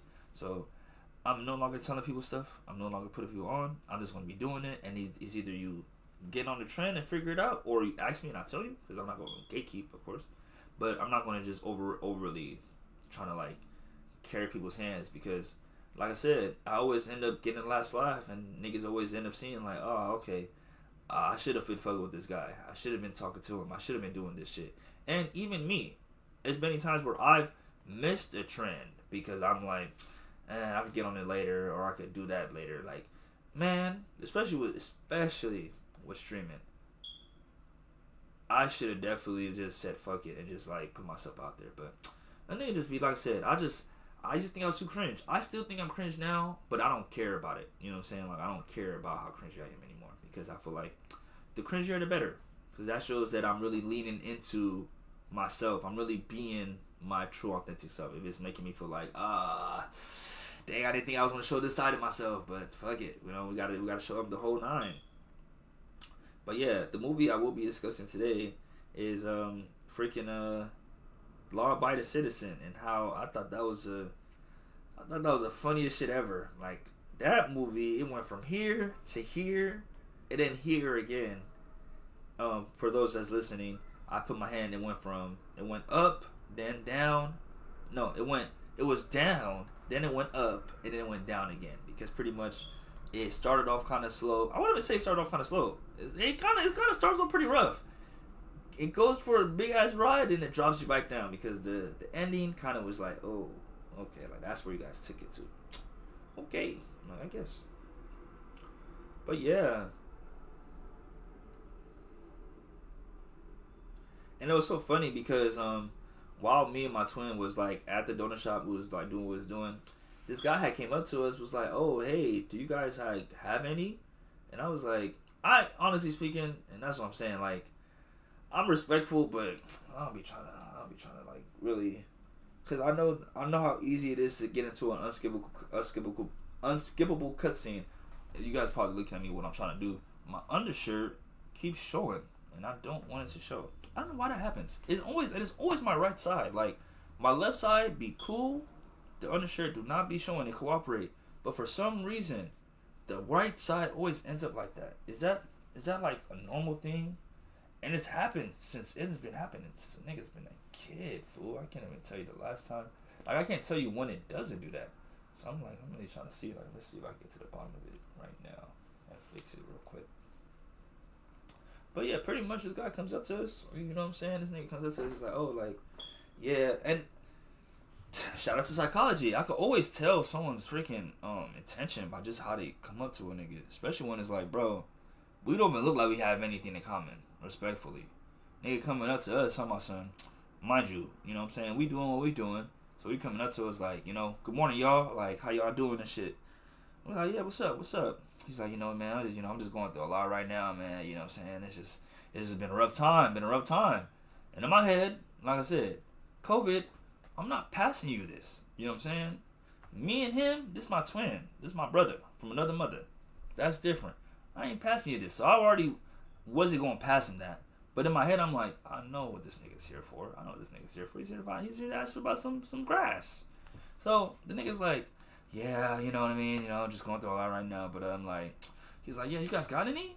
I was like, I didn't, like I said, I just wasn't going to, honestly, I just wasn't going to entertain the conversation. I was just going to be like, hey, peace and prayer to you, brother. I pray for you. I hope you get through what you're going through. But my twin is such a nice nigga, you know what I'm saying? Let me not say it like that, like a nice nigga. Like, my twin is respectful. As a reality, if a nigga is talking to you, you're supposed to talk back. He's more respectful than me in that situation. Because I was just like, I wasn't trying to really, like I said, I wasn't trying to engage in the unskippable cutscene. But he pretty much was like, nah, we don't got any. And that's the thing, right? You're asking us if we have something, and you're going to question our answer. Who are you? Like, for real, who do you think you are, bro? If I say I don't have something, don't ask me, like, not even a little, nigga. I said I didn't have any, nigga. So he like, yeah, like, you guys got a little bit. I got like, you know what's so funny? He didn't even offer the money first. He was just like, you guys have a little bit, you know what I'm saying? And I was like, my twin was like, nah, we don't got none. And he was like, oh, okay. He's oh, well, you know, because I got like $5, you know, and stuff like that. But before he said 10. He had to have said 10, because I don't think I wouldn't, I mean, like I said, either way, I wasn't going to give him anything. But I was like, nigga, for $5, you get the 5 on my face, you know what I'm saying? But when he said that, he said the $10 on my head, I'm like, why you ain't start with that? Nigga, like, a nigga would probably be way more inclined to sell you something, but, you know what I'm saying? Regardless, like I said, just due to me being selfish and just not trying to just, sometimes, unless I have excess, I'll sell. But even, like I said, even in those situations, that's only in like parties and shit. Like, only in situations where it makes sense. Like, you're not, you know what I'm saying? Because, and I'm saying that to say, when we pretty much was like, nah, fool, we don't got none, the nigga was like, nah, you gotta worry. Like, I'm not no narc or nothing. I'm not no police. And, like, he didn't say no police. What did he say? Because I wrote it down. And he was like, yeah, he said he wasn't a cop. And he had about $5 to $10 and he wasn't a cop. And I thought that was so funny because I was like, nigga, I wasn't even thinking you were a cop. Shout out to Elysia188 in the chat, thank you. I wasn't even thinking you were a cop. You know what I'm saying? So like, the fact that he said that though, just made me just like lock in real quick. I was like, you know what, you're right. You motherfucking right. I'm not gonna ever, if a nigga come up to me, like, real talk night now, okay, so, that's what we're not gonna do. I guess I'm gonna just, so this is an example of what I was talking about. Somebody just joined the Twitch, y'all. So, I don't know if this is a real person or a bot, because if you know anything about Twitch be quick to have a lot of bots, and they be trying to put you on, they be trying to have you do Discord and stuff. So let's see how real of a person this is, you know what I'm saying, before I continue. Because they be like, oh, hey, I make art, do you have a Discord? And I'll just be like, bro, I don't do no Discord, nothing. Like I said, I don't have no issue against Discord. I just don't trust people. Like, to me, I just be feeling like it's like, I don't know. I just be so scared that y'all be trying to scam me and like hack my shit. So I don't be trying to talk to y'all. But if you're trying to talk to me, you can talk to me on Twitch, you can talk to me on Instagram. You know what I'm saying? On public platforms. You see, that's what I'm saying. She's an artist. I don't know. Why do you guys do that though? Like, you guys just go to like that's really like a thing? You guys really go to, and this is not me knocking the hustle. This is me trying to understand the hustle, because part of me, like I said, I feel like it's a scam. I'm gonna be honest. Anytime I see people come into my chat and they trying to sell me art, I feel like y'all scamming. But if this is really like the meta and this is really what you guys do, like you guys join chats, join people's streams and you guys really like pitch your art, I respect it. And thank you for letting me know. But I need to know, like, is that the thing? Because to my knowledge, it just creeps me out when I just see y'all come into my stuff and just do that. Because it's like I said, people would join my stream. Yeah, okay, see, I knew it. People would join my stream and I'll be playing GTA and they'd be like, bro, I love your video. And I'd be like, nigga, you just joined. How you already love the video? So I was like, yeah, so I don't be trusting that shit. You feel me?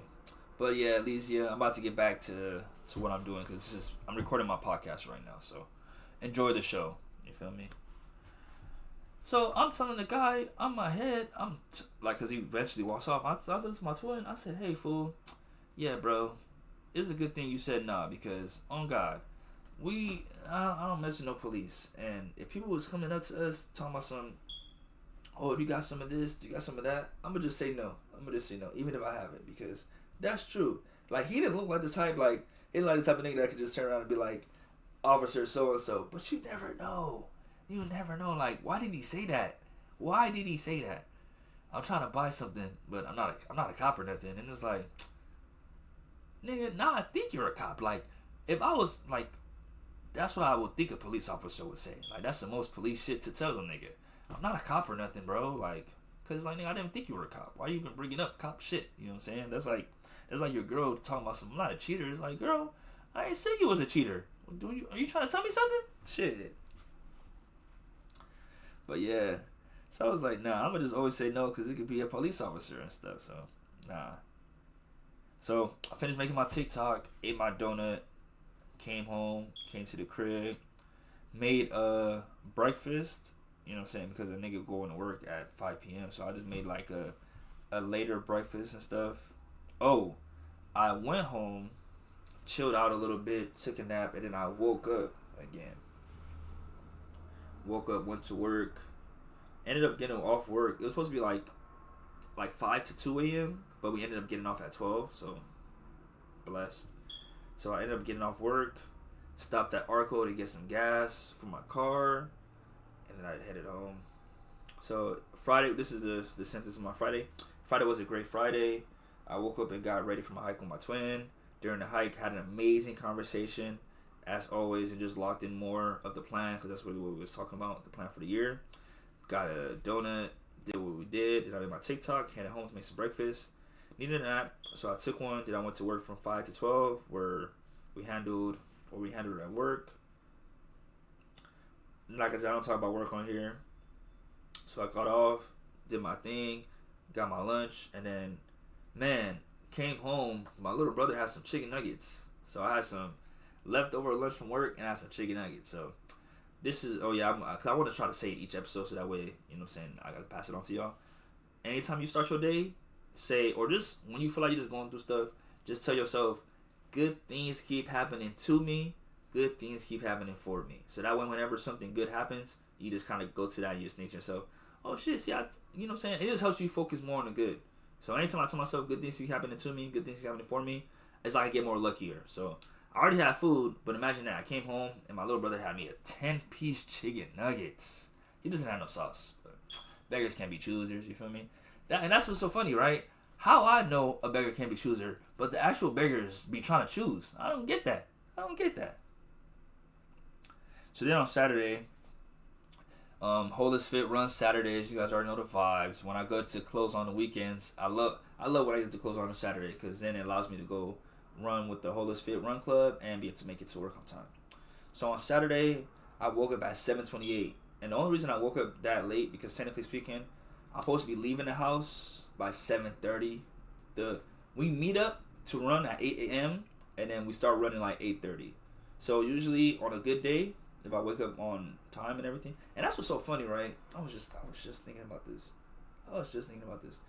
I really don't have no time to sleep in for real. Like, unless I purposely do it. Like, for the most part, every day I have a reason to wake up early. So Sunday, I had to wake up early so that way I could upload my videos to YouTube and then do my laundry before work. You know what I'm saying?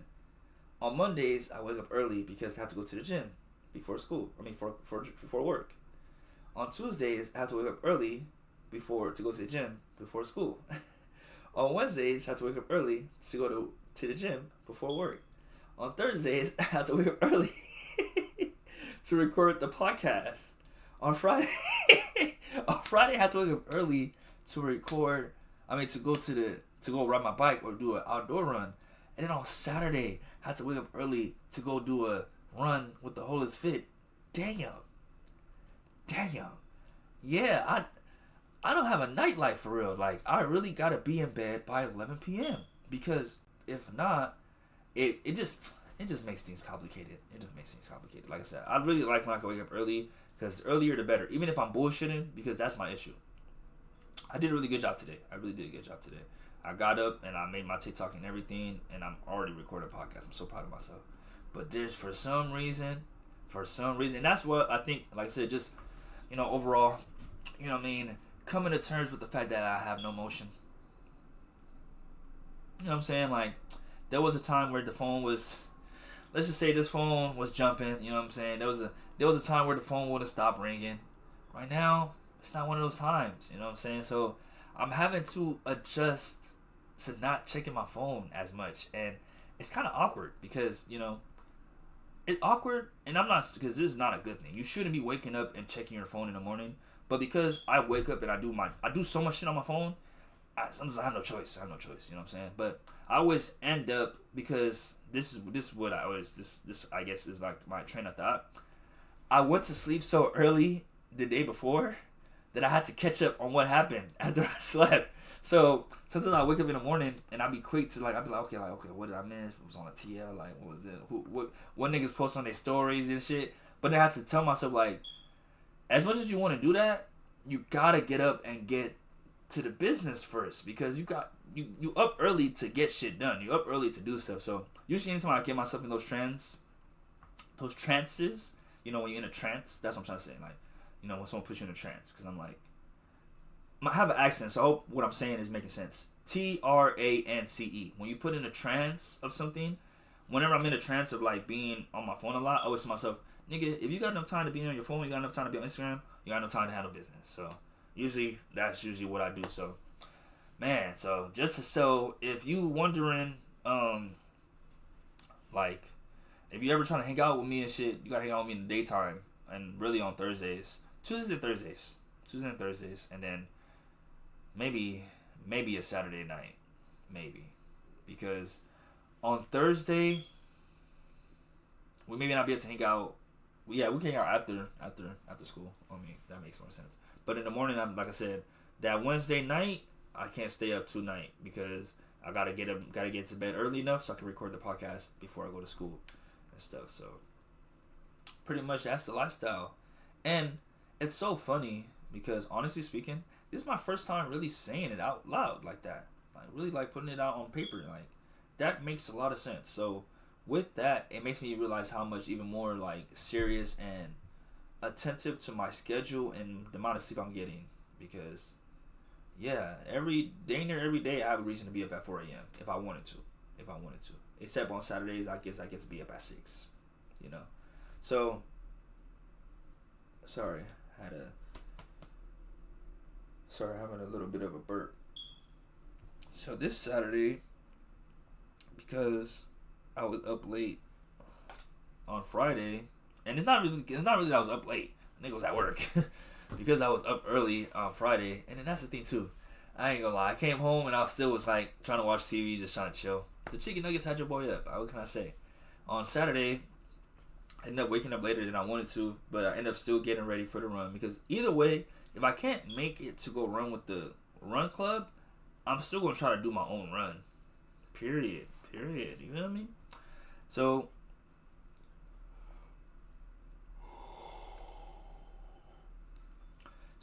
I ended up getting awake, doing my affirmations, and like I said, I would have tried to record do my TikTok and everything before I left, but was risking it because it takes me at least 30 minutes to make, edit, and post a TikTok to all my platforms.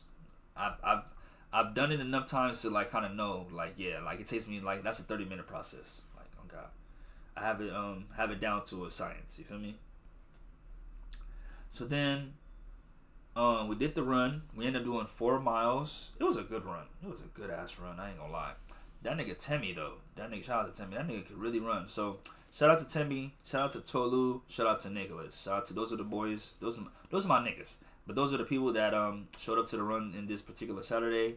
We got there and it was so funny because we were discussing how, and Alicia, I know I was just talking shit earlier and shit, but are you still here? Like, cause like when she started talking, right? Cause right now it says we have 1 viewer. But when she started talking, it didn't say that we have 2 viewers or anything. So I'm like, it would be kind of. I guess I just want to know if she's enjoying the podcast, you know, because I'm like, this is my first time actually having somebody be up this early with me to do this. So I'm like, oh shit. And she said she's not a bot. So I'm like, oh, if you're not a bot, fuck with your boy. Not like that. Like just talk to me type shit. You feel me? Because I mean, but if you're still here, shout out to you because I just want you to know you're still listening and enjoying it because you feel me? Exactly. Type shit. But yeah, it was so funny because speaking of waking up early, we're all there and we're discussing, you know what I'm saying? Like, Timmy in particular because, you know, he's trying to make sure he has like I said, I can't speak, I know I speak for a lot of people, but I can't speak for him in particular in this situation because I don't know if he prefers to be up early or if he prefers to have like generally speaking, I think he wants a good turnout when it comes to the run club and stuff. But he seems like me, whereas like he will still do it. You know, he just do it. He's gonna do it regardless. So I don't know if he's too pressed on the amount of people that show up. But we were discussing how like the timing is, I guess, is a factor. But like like I said, for me, it's not a negative factor because that's perfect for me. If anything, I wish we could meet up earlier. If I'm being honest, if we could do the runs at 7:00, that would be so. Well, I guess we could meet up at 7 and then start the runs by 8 because what happens is, like I said, we'll meet up by 8:00. Depending on what time everybody shows up, we'll do what I feel like is like a 15 to 20 minute stretch. Because I was gonna say 30-minute stretch, but I don't think we're stretching for 30 minutes. Probably, and I don't even think we're probably not stretching for 20 minutes. Because 20 minutes, when you think about it, 20 minutes is a long time. Like, you know what I'm saying? When you really think about it. But let's say 5 to 10 minutes of stretching, and then we start the run. And then we'll do, depending on the route we're doing or the amount of miles we're doing, we'll do 20 minutes out, 20 minutes back. 30 minutes out, 30 minutes back. And like I was telling you guys, I try my best to consider each mile 10 minutes. Like slowest I go, 10 minutes a mile. And that's not to say that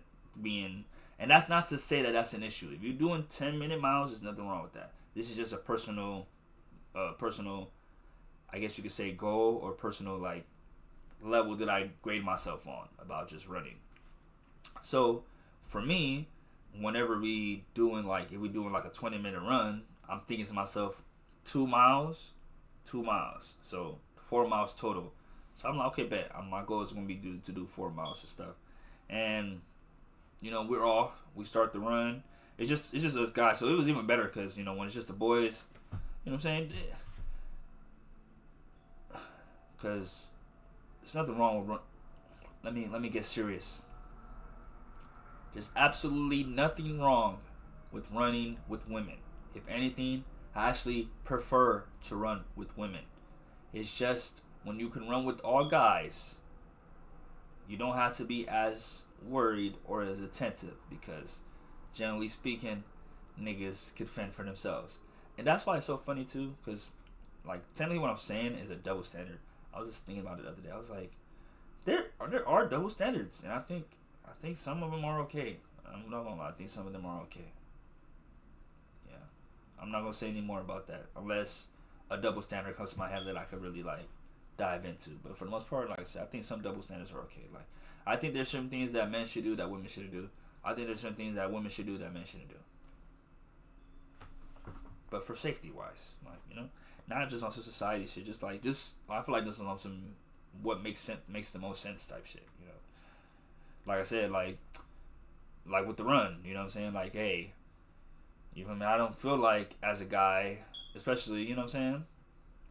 But that's not to say it's not like I said, it's not a strength or anything. It's just like, whereas a nigga might be running a little more further ahead, and then like pretty much you tell me what's running ahead, I don't need him to come back check on me. I'm gonna be good. You know what I'm saying? But I'm like, yo, no, you gotta check on the women because you gotta make sure they good type shit. Like, but I feel like that's just like obviously, you know what I'm saying? Because just physical capabilities, But there are women out there that run circles around you, that run laps around you, that you don't need to check on, and there are niggas that are out there that you do need to check on. So, but I'm just saying, in this group, we're all Nigerian and we all boys. We was good. So we just went off, did our thing. I'm doing good in my opinion. I'm feeling good. I'm feeling great. I'm running with Temi. And that's the thing too. That's what's so funny, because it's like once I get in my head, like I was even telling myself yesterday, like I overthink a lot. I do overthink a lot, and it's like sometimes it's substantiated, but sometimes it's just unnecessary and unwarranted. Just fear, you know what I'm saying? Just like worry of like, dang, I'm a fuck up. But it's like, why? Why do I put so much pressure on myself? Because literally during this run, I'm doing good, and like, and I don't know. It's like, I don't know if it's the psychology of being able to look at the time and see how much time left. For some reason, when we got like to the last 5 minutes of the run, it just felt like forever. And I'm noticing, I'm like, bro, Caduce, like, this is not, and that's what I'm saying. Respectfully, you guys already know the deal. If you too sensitive, go start the podcast over, because I already gave a disclaimer about if you're overly sensitive, overly serious, and if you take offense, you gotta see your way out. So nothing that I'm saying is to diss anybody, but I know the internet.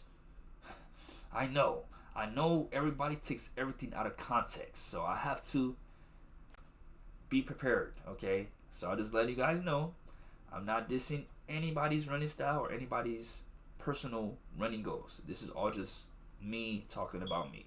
So I'm feeling myself. I'm telling myself, dang, cause this is only 4 miles. Cause I know somebody might be like, only 4 miles? Only 4 miles? Boy, man, niggas can't even run 2 miles. You're right. But as someone that runs 4+, only 4 is still gonna have me only saying only 4, respectfully. So I'm telling myself like it is. It's only 4 miles, my nigga. Lock in. Get it together. So take off my shirt. We turn around and we're doing good. And this is not even like shout out to Nick. It was just one of those things where it's like, here I am beating myself up, saying to myself, I'm not going that fast. I need to apply myself. And my nigga was behind me. You know what I'm saying? My nigga, he's still going, and he's going at his pace. You know what I'm saying? And I'm like, so like, it's just one of those things where it's like, don't be so hard on yourself, because you're trying. You know what I'm saying? You're doing what you can. You know what I'm saying? Niggas out there, and then that, like, seeing him do his shit motivated me and like made me want to run with him. So I'm like, nah, we're gonna run together. You know what I'm saying? Because eventually on the way running back, we finished around, like, I guess you could say a quarter to where we were starting at, and I noticed that it was me, Temi, and Tolu, and I was like, oh shit, Nick is still back there. So this is something that my dad taught me though. Like, ever since we were younger, like, there would be times where, man, did my dad, what am I talking about? I was about to say some shit like, did my dad ever ride a bike? I have a picture of me and my dad riding a bike. There'll be times, because I guess the nigga just, and that's the thing, that's why it's so funny. Everything goes full circle. Me and my dad has always had us working out ever since I was younger, and I gravitated mostly towards riding the bike. But when we would ride our bikes, he'd always tell me, he said, Cruz, if you ride your bike too far ahead, always spin he used to be like, yes, nigga, turn around and come back and meet me, and then we go back together, like, especially, it's like, I think he took it as one, just so I could, on some shit like, nigga, so I could keep visual on you as you are my child, and I need to be able to watch and see what the fuck you're doing, and two, it could help your workout. Like, if you feel like, hey, you Mr. Speedy Gonzalez and that you could ride off to the sunset, cool. Make sure to come back and ride again if you think you that fast. Come meet me, saying type shit. So I'm like, I respect that.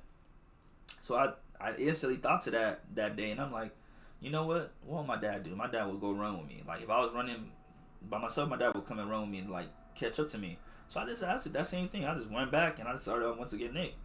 So then after I got Nick, we met up with the rest of the group, and then Timmy suggested, because I don't say he offered, but he didn't pay. He suggested that we should go to this place called Bluestone Lane. Shout out to them. Shout out to Bluestone Lane. I ain't gonna lie. Shout out to y'all. That shit was pretty fire. Yeah. We went to Bluestone Lane where one of the guys that worked there happens to be a member of the club, of the running club, but has a situation like me. And I didn't finish telling you guys about what me and Timmy was talking about. Timmy was considering moving the run club to 9, and I was so hurt when he said that. 'Cause I was like, bro, no, because the run club is at 8, and we pretty much, let's just say, we start running at 9. You know, let's just be like this: if the run club currently being at 8 allows us to be finished by 10, I at least could do that and get to work. But if it starts at 9, that's gonna be finishing more closer to 11, and then I'm gonna really be really late. So I'm like, no, please. But it just had me. It was just sucked, because I was like, dang, like, how do I say it without like attacking people? But it's gonna feel like attack anyway, because it is. It just sucks that people can't wake up early. You know what I mean? Like, dang, bro, you would think, right? Like, y'all the ones that want to work out. You know what I'm saying? You guys are the ones that saying you guys want to join and want to come. You should show up, you know? But I don't know. I guess people, because that's what Nick said. He said, I guess people want to sleep in and still be able to show up to it. I don't know how though. Like, how can you expect to sleep in and still make it on time? Like, unless you live up the street from the running club meetup, like, bro, get up early, fool. Like, for real. Because I ain't gonna lie, even me, like, you guys see me, I'm waking up at 7 and I'm still trying to rush. Even though I'm knowing I'm still gonna have a little bit of a grace period. But yeah, I don't know. So it was just one of those things. I'm just like, fingers crossed, y'all. Pray for me. Pray that Timmy doesn't change the time, because I really like this running club and I do not want to have to find another one. But the way it's looking, I might end up having to make my own. Hold on, y'all. This burp was like trying to fight me. I can't believe it. But yeah, so we end up going to Bluestone Lane, and then I get a breakfast burrito. I don't know what's up with America. I'm telling you guys, America, please stop assuming that everybody can eat pork, because we can't. Allah Akbar. We cannot all eat pork, bro. We are not all Christian. We do not all eat swine, bro. Some of us are Muslim, and we're very proud of it. And we will stay as far away from that freaking swine evil thing as much as I can. Even though I did slip up when I was younger. I wouldn't even call it a slip up. I was knowingly eating pork sometimes. It was just not knowing any better, thinking I could just break the rules and that it wouldn't affect me. But that's one thing I can definitely say. When I do eat pork, it does. I feel it in my stomach. And overall, when I use the restroom, like, TMI, when I eat pork, when I fart, that should be stinkier than anything. That's how I know. Like, that's how I know I ate something that maybe my system might not be the most fond of, or either I ate something that my system isn't the most fond of, or I ate something that is really garlicky, or I ate something that's expired. If my gas stinks, like, those are like the telltale signs. So if you want to know how you doing physically, use the restroom, fart, smell it. If it smells like death, nigga, get that shit out your system, and then just, you know what I'm saying, do what you gotta do. Like I said, hey, this is a podcast. We're gonna keep it real. I'm trying to tell you guys how you guys can live longer. A lot of you niggas be feeling shitty because you got shit in you. Go to the restroom, flush it out, and I ain't gonna lie, don't eat that shit again, because your body don't like it. If you like, yeah, man, let's stay on track to this. So I'm looking at the menu, and I'm noticing that they have a good menu. It's pretty expensive, but they have breakfast burritos. And if you know anything about me, I love me a good breakfast burrito. So they had like every burrito was like bacon, and then they had one vegan one. And I was like, okay, well, what's the most reasonable one that I could just edit and substitute? So I got the BL burrito, and I guess what will BL stand for? I'm still trying to figure it out. Oh, the Blue Lane burrito. That makes sense because BL Blue Lane. Yeah, that makes sense. Because I was gonna say BLT, bacon, lettuce, tomato burrito, but I'm like, there was only bacon and there wasn't no lettuce. But yeah, it's a BL burrito, so Blue Lane burrito. I don't remember what it came with, but I do remember that I added spicy chicken. And it's so funny because the whole time we're there, we're all just trying to discuss like, oh, should we order, should we not order? And then somebody else showed up too, a little later. Shout out to he just followed me on Instagram. I mean, give a proper shout out to my dog. But then someone showed up to the run a little later too, and I thought that was so funny because it's like Luke, yes. Luke showed up to the run a little later and he met us at Bluestone. But he didn't get anything from Bluestone either. Or not that I know of. Because what I remember is, like I said, I know that it was me, Temmie, Nick, and Tolu. And I think all three of us, me, Temmie, and Nick, all got something. We got some food and we got a drink. I got a antioxidant. I got a very berry smoothie. That was really, really good. I got a very berry smoothie and the BL burrito. Took out the bacon. I made sure to take out the bacon and I added spicy chicken. But the issue that I did was I paid for my burrito on the phone, or I ordered it on my own, and I wasn't supposed to do it. I was supposed to do it with the homie that that Temmie has that works there, because if I had did it with the homie, I would have got 25% discount. So, and it was so funny, right? Because it's so funny how life happens, right? Because literally as I'm ordering, right, the burrito, like, let's say 20 something, let's say like 19 something. The drink is like 8 something. With the tip, the order came to like $40, and I was like, what the fuck?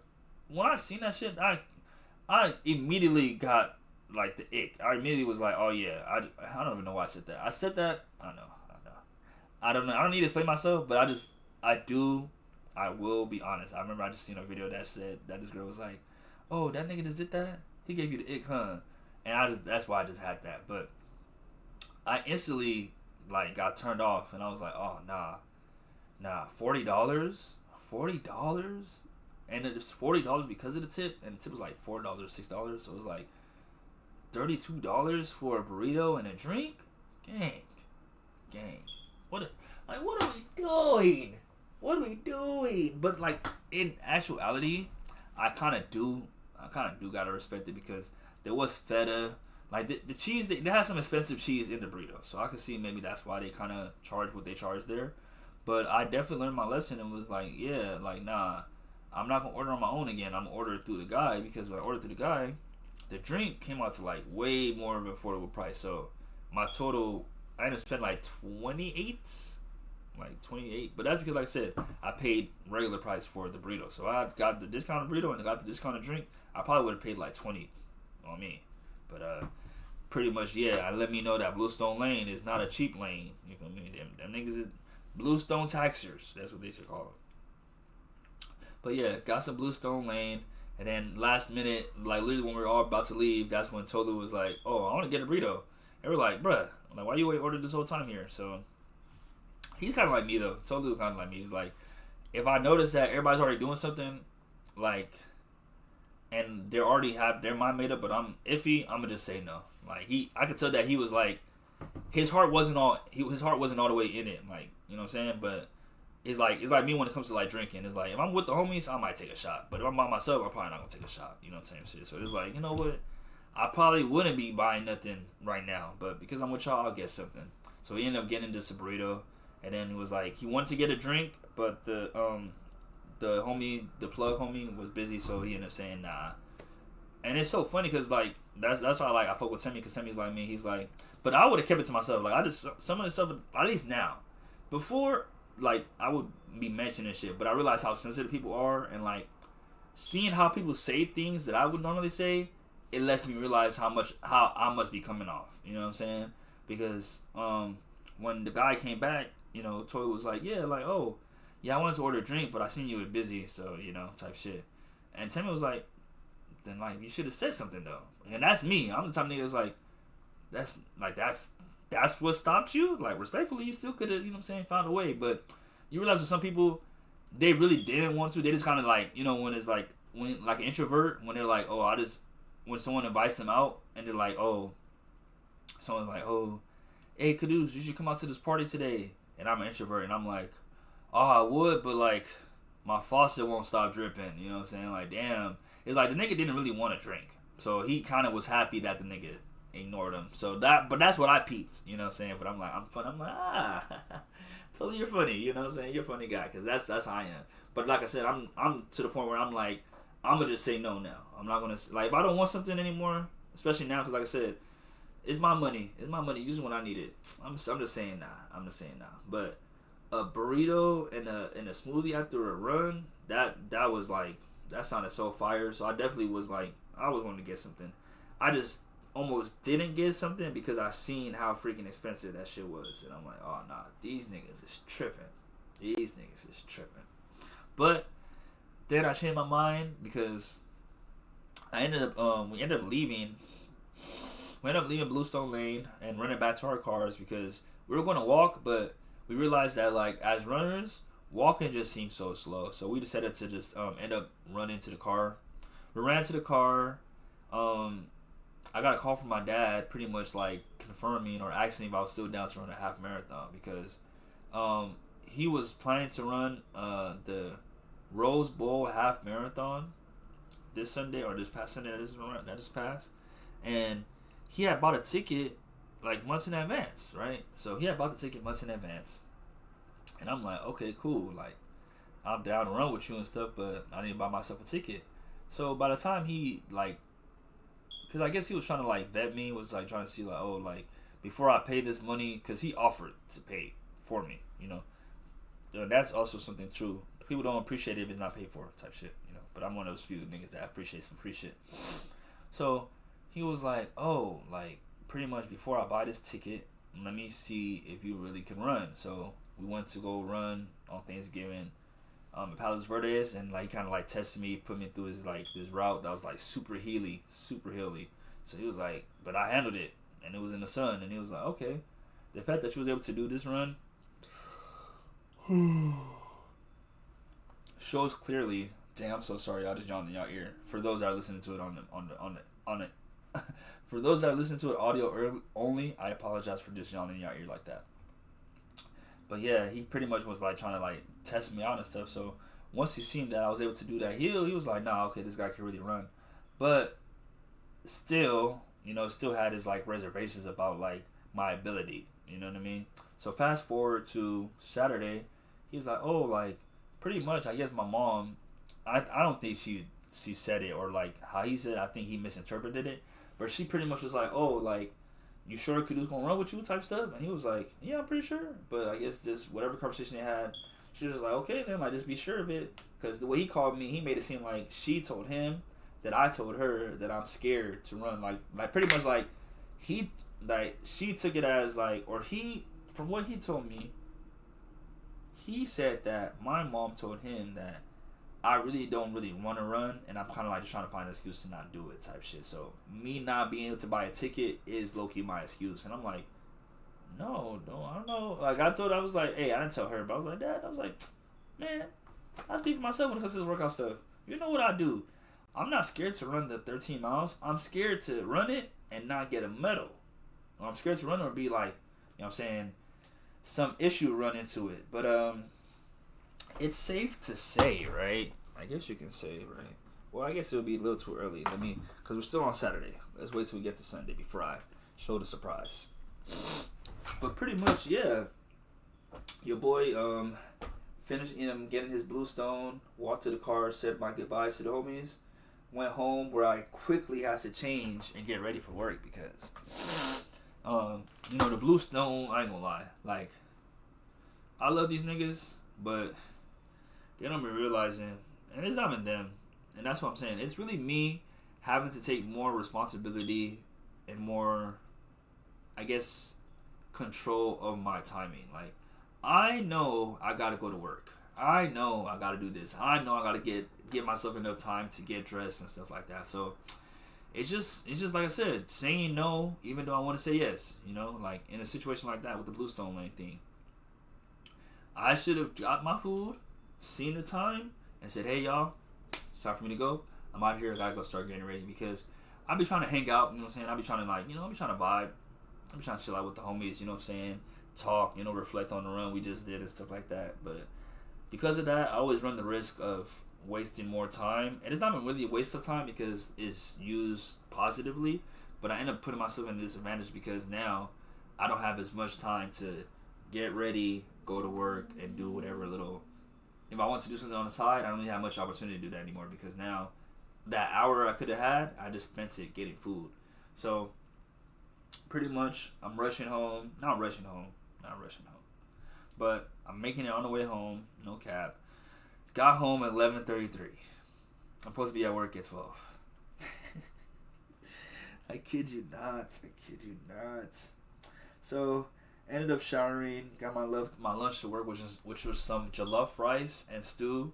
And it's so funny too because, man, sacrifice, bro. Sacrifice. People don't realize, as much as I want to go to parties, as much as I want to do all this shit, like I said, the lifestyle just don't make sense for it no more. It just don't make sense for it anymore. I really gotta. I could probably only go out like once a month for real, and it gotta be. You gotta really I gotta really be off because these going out when I got work, it's just tough, man. It's just tough. Or going out when I got a workout to do the next day, it's just tough. It's just tough because the way it is now, I feel like with the workout I'm gaining something. With the party, I'm just having fun. Like I'm always pick the workout over the party because I'm like. My mindset now, I'm like, there's always gonna be more parties. You know what I'm saying? And I could just wait till my birthday. I'll just throw myself a party. Fuck it. Dead homies. So, pretty much, you know what I'm saying? My mom I said that to say it because my mom was cooking this Saturday. She had a wedding that she was cooking for. And the original plan was, like, a week ago, I was planning to go to it. And, like, it's so funny. I was really locked in on going. But I didn't realize that the half marathon was on the Sunday, the day after. And, I'm not the old Caduce anymore, so the old Caduce would have been thirsty. I'm gonna just keep it a bean, right? Because I ended up just going to work, just did my thing, got off, then I just came home where I got some food when I came home. What you call it? Oh, I think, okay, never mind then. I didn't get no food on the way home. I think I just ate when I came home, so it just made me think that I got something. But pretty much, right, after work, I came home and my dad pretty much told me, hey, Caduce, we gotta be up at 3 a.m. tomorrow. So not 4 a.m., y'all. We gotta be up at 3 because we gotta leave the house by 4. So I got off and I'm like, damn, I know this party's going up. The party was going till 12, and I'm like, you know what I'm saying? Like I said, thirsty Caduce would have went to the party, tried to come back home and sleep for 3 hours. 3 hours of sleep for a marathon would be fucking torture. So I decided to make the executive decision of deciding to not go out that Saturday. Just came home, didn't even stream that night. Just came home, ate some good food, you know what I'm saying? And then I went to sleep early. But I said I had to say that, like, yeah, I've definitely grown a lot because old Caduce, and that's why, like I said, every choice and every decision matters because you could get to an outcome and then blame everybody on your mama, or you could get to an outcome and take responsibility for what led to that outcome. I could have had a Sunday where I woke up tired, you know what I'm saying, maybe a little inebriated from the day before drinking, just sluggish, unprepared for the run. Had I decided to still go to that wedding that night and go party and then try to make it, you know what I'm saying, try to have my cake and eat it too. But because I decided to, no, I sacrificed the enjoyment. I delayed my gratification. If you know me, I love a good party. And I love a good family-oriented event where there's food. And let alone my mom cooking. My mom cooking is my people's event. I'm telling you, bro. Like, that's something that I be feeling bad about. I ain't gonna lie. I feel like I'm missing so many memories. Like I'm missing so much shit because I'm so focused on my like life now. So focused on this lifestyle now. Like there's so many good times, and I'm like, dang, I wish I was there, but I guess you guys just have to tell me about it because I had somewhere else to be. You feel me? So I ain't gonna lie. That's the only thing I feel like I'm missing. I'm missing on core memories and shit. But like I said when I first started this stuff, I'm making up for lost time in a sense. So I'm working hard now so that way I can relax and get back to enjoying those memories and making those memories my family. Because they were all out there, lit, looking nice, looking fly. My mom was looking dressed up. Everybody was looking fly at the wedding. And I was at home with my dad. We over here eating, preparing for the next day. And overall, I had a long night. To be able to wake up and make it to the run was already an amazing start. Then for the run to be all boys and all Nigerians, even better. I told you guys, this is really how I felt. I wrote it down that day. And then ended up trying this new place called Bluestone Lane. Got a fire-ass breakfast burrito. Then I got a fire-ass smoothie. Then I went to work. It went by fast. Clocked home. Came home to a box of sunglasses. My dad had gifted me with some new sunglasses for pretty much workouts. And in true Caduce fashion, I've already broken one of them. I don't know how. I know how, but fuck. I don't know how. I already broke it. But yeah, my dad got me a 3-pack of Bell Howell's As Seen on TV tack glasses. 3-pack value. Tack glasses. 2 pairs of polarized sunglasses. 1 pair of night vision sunglasses. And I'm pretty sure the ones that are for night vision, I think I broke them. I think I broke that. I think that's when I broke. Unless, I don't know which one, because yeah, exactly, I did break them. The yellow ones were the ones that's supposed to be for seeing at night. I didn't mean to though, bro. I didn't mean to, my nigga. I'm so hurt because they're so nice. But I fucked around and so pretty much what ended up happening, right? Or I guess I got it. That's later on in the story, but I pretty much came home. My dad, so ecstatic about his son running the marathon with him.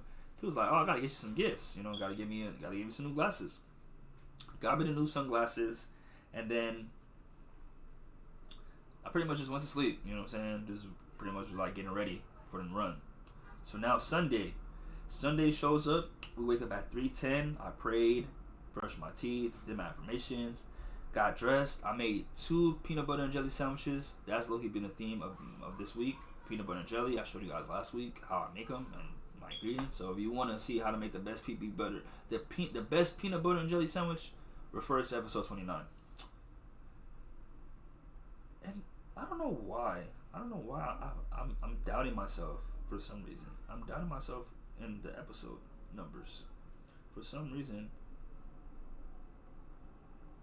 So this is episode 29. I don't know why I put episode 30. Don't know why I thought that.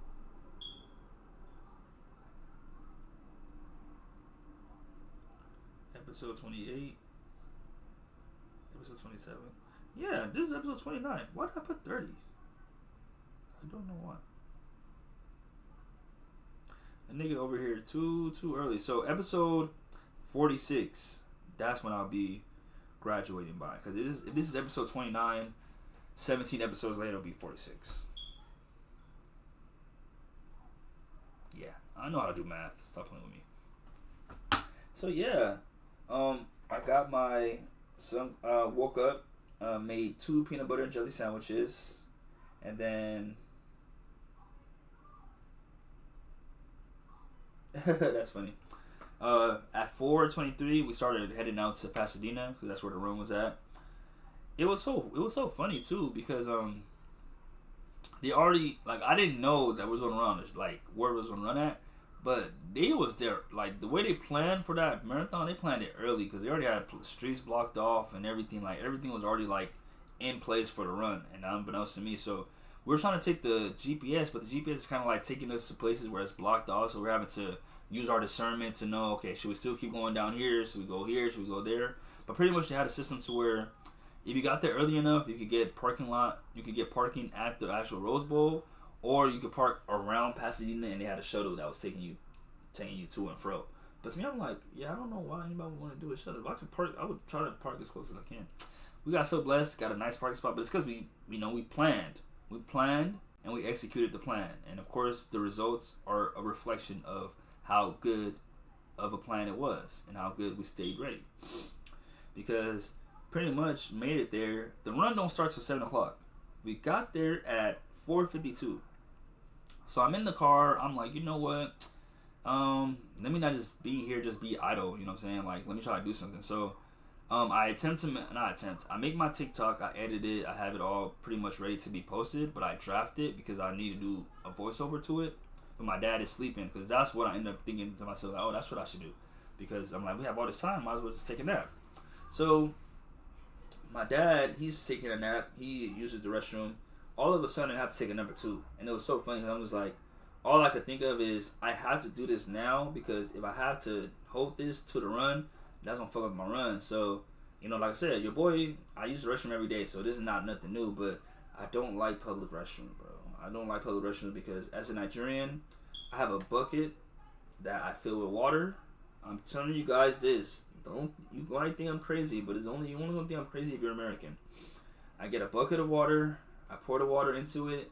When I use the restroom, I pour the water over my rear end and I wipe with my other hand. That's why Nigerians, we try our best to only use our left hand, because we use the other hand to wipe ourselves. So we try our best to be right-handed and do stuff this. So of course I wash my hand, but you know what I'm saying, that's just the mindset behind that. So unless you're left-handed, then you gotta use your right hand to do that stuff.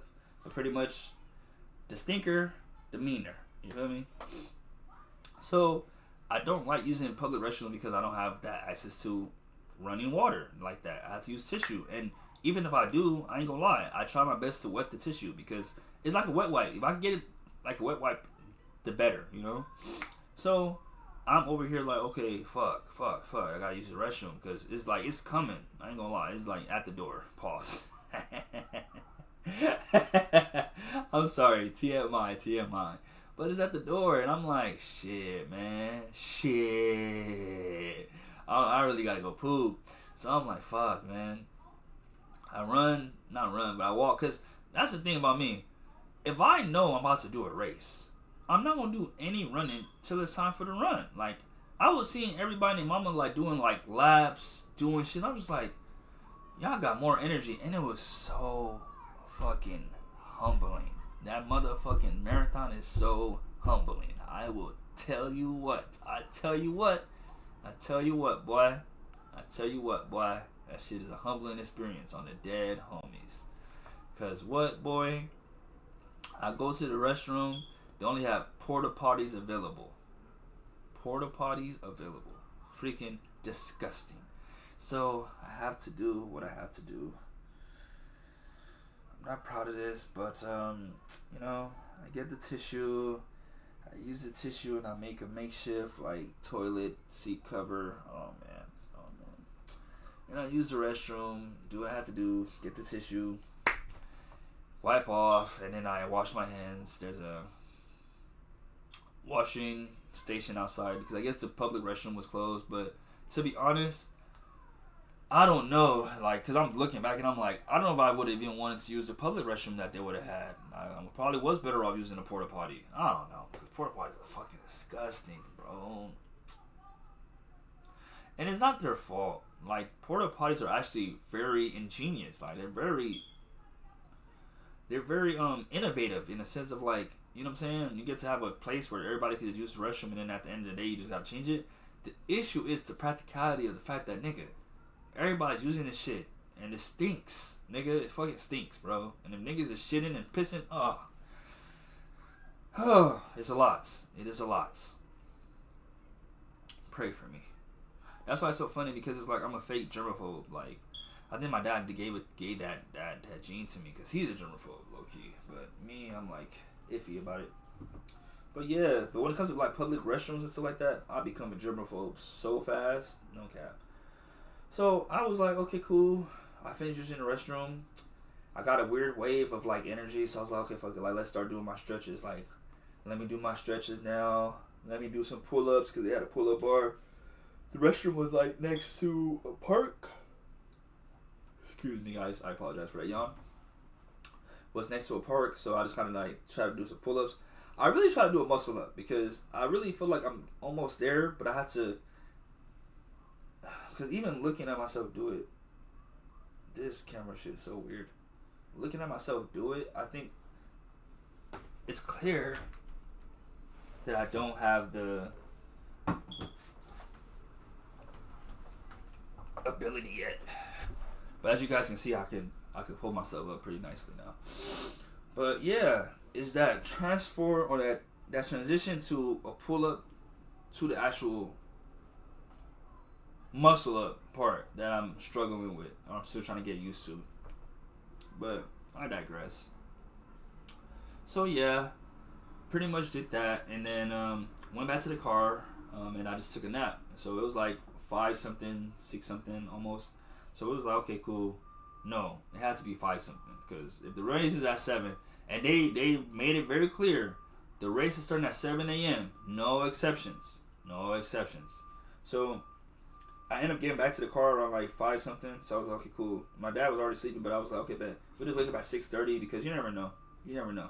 And it's so funny that we decided to say that because we ended up waking up at 6:30, right?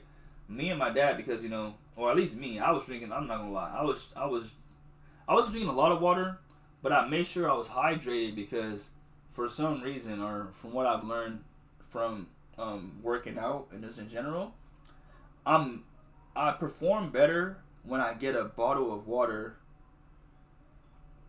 when I have some water in my system, you know? So I was like, okay, yeah, like, let me drink some water, and I made sure I had my stuff all good. But due to this, I had to pee. So literally right before we had to go to the run, like literally like 15 minutes before the run, we ended up having to use the restroom. We go to find the nearest restrooms. Why is there like lines of people waiting to use the stalls? Like, it's a row of stalls, and then there's the rows of people. There's lines of people in front of them, like all like 5+. So it's like, it might be a row of 5 people, and then there's 2 porta potties. So every 2 porta potties, there's like a lane. So you go in one, you go in the other one, and then you wait. You go in one, you go in the other one, then you wait. Then you go in one, you go in the other one, then you wait. Nigga, respectfully, I love women, but man, never be in a line where there's women. It's just the process of having to pee or poop or whatever is gonna be way quicker as a guy. So I got in the most closest line thinking nothing of it. And then I'm noticing my dad, he was anxious. I don't want to say he was anxious, but he was antsy. He was ready. He was ready. Let's put it like that, because we're not in the line for like a minute or like 2 minutes, and he's already like, dang, this shit is not moving. And in my head, I'm like, is it that it's not moving, or you're ready to like get going? So I'm trying to be the voice of reason. I'm like, nah, Dad, it's cool. He's like, nah, like it's not moving. So he goes to another line. I'm like, okay, man, I'm gonna stay right here. So when he goes to the other line, we can see that this line that I'm in is really not moving, because the one he was in started moving immediately. Well, let's just say not immediately. It started moving more than the one I was in. So the one I'm in is kind of still stagnant, staying as it is. So I was like, okay, well, shit. I'm finna go move with my dad. Go over to the line that my dad is at, and then we're now waiting for the porta potty. And it was so weird because all of a sudden now, the line that we're in, now everybody and mama don't want to use it no more. Now we got people that trying to wait for other people that's in the stall, trying to go after somebody, try to hold this people. So I'm like, why'd you get in the line that you know that every time someone got to the front, it's going to be their turn, if you knew that when you got to the front, you were going to still need to wait? Humans, I don't get y'all sometimes. I truly don't get y'all sometimes. So eventually my dad get our stuff handled, and it's so funny because I don't know if I should say this. I'm not going to say it. But pretty much my dad was like, enjoy the view out there. You know what I'm saying? If you know what I mean. So I was like, oh, you are hilarious. So the way they had the marathon area set up, they had the 7-minute runners in the front.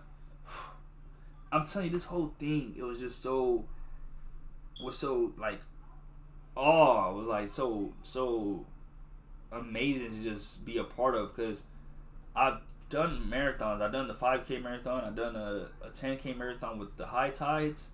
But when high tides gets to like the Rose Bowl numbers, I know they're gonna be like, I know they're gonna be feeling themselves because, nigga, it was just so much people, so much people, bro.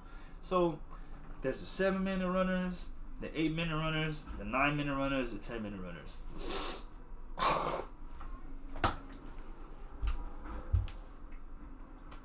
Like, bro, I've been fighting mucus all week, y'all. Like, y'all don't even understand. Well, y'all understand because y'all been hearing it every fucking episode I record. My fucking voice is all so fucking stuffy. But yeah, so I was so freaking confident. I said, "Hey, Pops, let's go to the 8-minute run." And I didn't think he heard me because at first it was like at the back, but he must have because when it was actually time for the run, we ended up getting up and going to the front. So when we got to the front and we started getting like towards like, I guess you could say the 8-minute runners, they started going. Boy, when I tell you that like so pretty much when they started, it's just you gotta wait for the crowd to like get divvied up around your area because if you're in the far back, you're not gonna start when they start. So when let's say for example we start at 7, we didn't start running until like 7:02. For real. Like, we're being honest. Like, we started, like, running, like, a minute after because they had to let everybody in. And it's so packed. We're, like, so close to everybody. Like, it made me realize how different me and my dad were in the sense of, like, politeness. Because my dad was, like, he's really Nigerian. I'm Nigerian-American. He's Nigerian. I was born in Nigeria, though. I'm saying that to say that, like, I have American values instilled in me and, like, I just know social cues. I could tell he don't give a fuck about social cues because, like I said, first off, we kind of jumped the fence to get in and we kind of just insert ourselves into the running area. No issue there. But then he's like just walking past people trying to get a better position. And I'm like, Dad, that's cool and all, but you're not saying excuse me. And I'm seeing those people looking at me and I'm like, I know me. If anybody say something to me, I'm going to say something smart back. So I'm like, I don't even want to get to that point, so that's why I'm trying to be extra nice anyway. But I'm just like, dang, Dad, you put me in a position where I'm the one that's got to, like, I got to apologize for you. I got to tell them, like, oh, yeah, my fault. Sorry about my dad, y'all. Like, excuse us. So I'm over there, excuse us, you know what I'm saying, my way through. I'm just like, dang, man, this guy's funny. It just had me thinking to myself, like, this is how you are by yourself? You're a menace. You don't say excuse me. You just be bumping into people. And my dad know how to fight. So I'm like, and my dad is argumentative. So I'm like, nigga, I know you'd be a problem. Out here. So that was just funny. So overall, we start running, start going. It's 13 miles. So in my head, I've already ran 12 miles before. The most I've ever run was 12 miles. So in my head, I'm like, I could definitely do up until 12. I could definitely do them out. But I've never really seen myself do 13. So I'm like, okay, like, let's see how this is going to go. So first mile, you know what's so funny too? I don't know, maybe, you know, it's a marathon, so maybe they're more official, if anything, when it comes to, like, their distance rating. But I kid you not, I feel like, I'm telling you, the first 10 miles felt like, okay, this is a mile. The last 2 miles, mile number 12 and 13, boy, I don't know what it was. So, because I'm like, I'm probably not going to describe each and every mile because there wasn't really much going on. But we was keeping a good pace up until like mile 4. I had to take a break. I had to pee again. Crazy, right? So on mile 4, we're running. I told my dad, hey, keep going. I got to find somewhere to piss real quick. I run into this hotel parking lot, do my thing, and I run back to catch up to him. And then, and bro, the amount of support, the amount of love from just the audience, from just the sidelines, from the sidewalks was just so amazing. We had people from the beginning of the marathon all the way through to the end of the marathon, just cheering us on. Random people, and mind you, there's some people that's there for certain people, and there's people that's just there just for everybody. The people that was there for everybody, shout out to y'all. I love y'all and I appreciate y'all because there was times where I was like, during that run, where I was just like, man, like, this shit kind of a lot. But then you will see a sign up like, smile if you farted a little. Smile if you did this. Hey, on a scale of 1 to 10, you're a 13.1. Like, shit like that just made you feel good. And then the amount of people that's just giving you water, electrolytes, and gels, if I have any, I think because we're already getting into the 2 hour mark of the podcast, y'all. I know. So I might not get into Monday. Let's just see if there's anything else that happened interesting that I would want to tell you guys this week, because I might just end it on here. On Monday, nothing crazy. Just played the game. Tuesday, first day of school.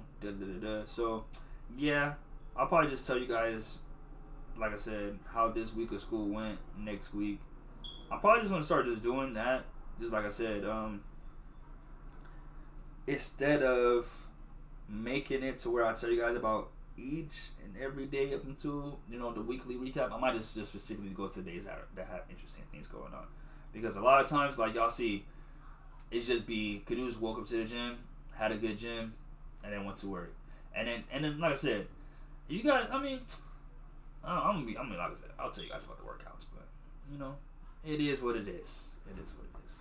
But pretty much, going to end it on the marathon and tell you guys how that was and how that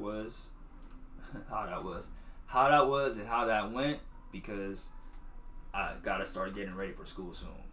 You feel me? So yeah. Overall though, the marathon was really nice. Like I said, at mile number 4, had to pee. Mile number 6, I felt like this is it. Like I felt like I could do anything. Around like mile number 6, 7, like let's say around almost 7. I don't know, 6, 7. I really was trying to be funny when I did that. I got a shot. They had tequila. It was so funny. Like and it's so funny, right? Because around mile number 5, there was people giving out shots of tequila. I thought they were faking. I thought it was cap. I was like, okay, like these people are crazy. But then when I got to mile number 7, there was another table. It was like some ladies. I ain't gonna lie. They was over there just lit. So I said, hey, what's the deal? I was like, let me get a shot. They was like, you want a shot? I was like, yes. I took that shot. Boy. Worst decision ever. I was hoping that I was gonna get the liquid courage and it was like gonna like just have me go crazy, but it just ended up burning my stomach. And I think we got the gels before the shot, because I ended up getting like these 2 gels, and I get my dad one, and those things helped us run. So definitely when you see those videos of those people, they be like mile number this and they take first gel.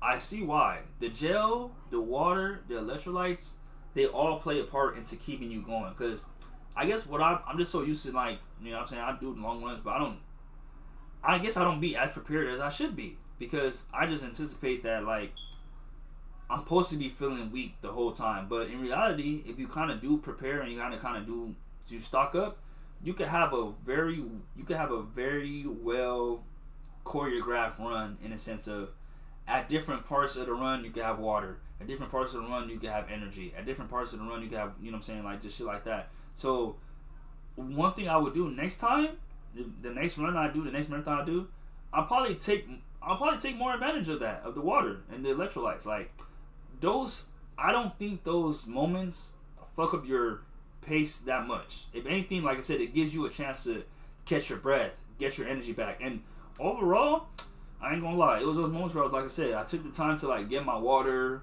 get myself together, that I feel like really helped me get through. Because I kid you not, man, nigga, literally, we weren't even a mile in, and I'm not trying to diss anybody. Like, but you know what I'm saying? Like I said, it's just one of those things where I'm just like, I'm learning as I'm doing it. I'm peeping. I'm like, we're not even a mile in, and people are already walking. I'm like, it's the pressure. That's what this is. The marathon, it really is a good signifier or a good test of just like, how can you stand against the pressure? How can you stand against just mental challenge of just knowing that, like, yes, for the next 2 hours, you gotta do this path. You know what I'm saying? And it's up to you whether or not you want to do it fast, slow, however long you get. So I'm seeing people that I'm walking, I'm like, I don't think this person's tired. I think it's just the pressure of just seeing everybody walk past you, running past you, doing all this. I was gonna say motherfuckers. Little kids running in between me and my dad. Grown ass men, grown ass women. This is me and my dad. And then you know what? honestly speaking, based on the reaction that I got at work when I showed my coworker a picture of me and my dad after the marathon, and when I told him, oh yeah, I was like, yeah, that was me and my dad. I guess maybe my dad don't look like he's my dad because my coworker and everybody there was so surprised. It was like, he looks so young. So I'm like, maybe people thought me and my dad were just two random black guys just running on a marathon close to each other, because I felt like we're running like this, but of course we can't run too close because, especially me, I don't know what it is about me. When I run too close to somebody, it's like I get freaking magnetic polarization and I just freaking start bumping into the person. So I always try to keep a safe distance. So we're running side by side, and people is still trying to squeeze between. Not trying, they're squeezing in between us, and I'm, what the heck? And my dad, being a real nigga that he is, he's like, nah, don't worry about it. You know, he's just keeping my mindset good. And it's so funny because here I was thinking that cause like I said, near the end, my dad he really helped me out. So here I was thinking that my pops was good the whole time. Like, for example, let me put it like that. And he's telling me after the run, he's like, yeah, cause he was like, there was times where I was losing steam, and seeing you keep going kept me going. So it was just moments like that just really made me proud and just made me realize that I ain't gonna lie, that's what it is when it comes to running. I figured it out that day. I said, excuse me, I could run a marathon. It's just going to be very boring and very hard if I do it alone. A marathon is way more enjoyable and, in my opinion, way more doable if you have a group. If you at least have one partner with you, if you have one person that you could just kick the shit with, just push each other. Okay, you start falling behind, they keep going, and that pushes you. They start falling behind, you keep going, and that pushes them. Just that person, just your personal person that just lets you just realize and just reminds you that everything's okay. Because I'm telling you, it is so quick, it's so easy to start, I feel like, getting into your own head during that run, that you start thinking to yourself, man, I'm going slow, man, I'm fucking up. And I'm telling you, once those thoughts start creeping into your head, it's so easy to start walking. It's so easy to stop. And yeah, man, overall, literally, like I said, because I'm trying to remember if there was anything in particular that was really interesting that happened on the race. Yeah, I seen somebody that was passed out that had to have the IV bag getting dripped to them 2 miles away from the finish, bro. Nigga, we just got to mile 11. Me and my dad, we seen somebody. There's somebody on the freaking ground, laid down. There's people checking them out, helping them out. They got the freaking baggie dripping liquid into them, and I'm just like, dang, bro, dang, this shit get real, my nigga. This shit gets real. So it was just crazy, bro. It was just so crazy because I think shit like that. I think, like I said, me just overall just because I was doing good. I was doing really good, but I think just the nervousness. I'm just wow, I'm so close, but I feel so far, and not knowing where the finish line was killing me. I'm not gonna lie, because usually when I do runs, I kind of run in a circle. So generally speaking, I get an idea. I'm able to tell I'm about to be finished when I start seeing shit that looks familiar. This whole path is new to me. So, and that's what I was saying. That's what I went to reference to about on Saturday. When I knew I was only running 4 miles, I started getting lazy around mile number 3. For some reason, when I know I'm running 13 miles, I start getting lazy around mile number 12. So I think the trick is, for me, whatever miles I'm doing, I gotta add 3 or 4 to it mentally and just tell myself, okay, if I'm doing 5, Kudus, you're doing 8. So that way I get tired around 5. If I'm doing 13, I gotta tell myself I'm doing 15. So that way I get tired around 13. Because for some reason, I think just knowing that the finish is so close, but not really knowing how close it is, and also just take into account that nigga, you the one that gotta get there. It just started getting a lot, man. I ain't gonna lie. And a real father and son moment, really had a bonding moment, man. My dad literally said, "Kudus, you good?" I was like, "Dad, man." He grabbed my hand, that nigga literally grabbed my hand and we was holding hands and running, bro. And it's not gay because it's your dad, so you know what I'm saying. It was just one of the moments where I was just I turned into a son, I turned into his little boy again. It was just kind of surreal, because damn, this really my dad, fool. I was just so proud and so humbled in that moment, and so grateful that I have such an amazing father in my life, because Like, I'm glad that I ran my other runs with my twin first, but it made me really think like, man, like I really want to run with my dad. Like running with him was like lit. It was dope. You know what I'm saying? Like I'm glad that was the person that I ran such a far distance with. Like for the first time, for me to do that for the first time, I'm so blessed and so grateful that it was my dad that I was able to do that with. So we literally get near the end, and there's like 100 meters left, or like let's say less than half a mile left. This nigga, and as I'm saying, it's so easy to get irritated by positivity. I kid you not. Sometimes when someone just too happy or too hyped, it's just so irritating. There's something about that just so irritating. It's just the duality of humans. Because I'm super optimistic, so I can only understand. Like now, it made me think like, damn, is that why people be so annoyed when I come around with my happy-go-lucky ass? Like people do not be trying to hear that sometimes, especially when you're dealing with pain. Nigga, my legs is hurting. I'm tired, and that's the thing. It's just on my head because I feel like I really think I could do a full marathon. I think it's just one of the things where it's like I just gotta keep tricking myself that I'm not tired. I gotta just keep tricking myself and not pay attention to the pain because it's like I didn't feel nothing until I fully stopped. But if I kept going, I could keep going. So we like near like the finish line. This nigga's over here like, all right everybody, all right y'all, lock in. When you guys get to that turning point, give it all you got. Give it all you got. And in my head, I'm like, nigga, I am giving it all I got. Nigga. I'm literally going as fast as I can, I think. So now you coming in my ear. Pause. You're yelling in my ear, talking about some lock in, y'all, go crazy, go hard, go stupid. Go stupid, go crazy. Nigga, we're already about to finish a fucking marathon. Hey, you want me to, boy? But I still did it because I'm a super gremlin. And it was so fucking amazing because you literally were really running into the Rose Bowl. And I see the finish line. I see the timer. We're finishing at 2 hours and 22 minutes. We're running in. Me and my dad were so excited, but we didn't forget. So, hey, Rose Bowl Parade. This is AI. This portion of the stream, this portion of the podcast is AI. Everything you're saying, everything you're seeing is AI from this part on. Until I say it's not AI anymore, it's AI. So, remember how I told you guys I didn't pay for the run. So, my dad had got me an extra shirt somehow, some way. So, I was able to run with the shirt on and everything. And then, when you pay for it, you kind of get the whole nine, you get the whole da-da-da-da, and you get the medal. So, because I didn't pay for it, there was a big chance that I wasn't going to be able to get the medal. But I think due to the fact that we finished at such a good time and we finished so kind of like early, or like in a time where there was just so much commotion going on, I was able to finesse myself a Rose Bowl marathon medal without paying. So, I know what you're thinking. So did I finesse or did I cheat it? Technically speaking, the only thing I cheated them out of is, I guess, the price of this.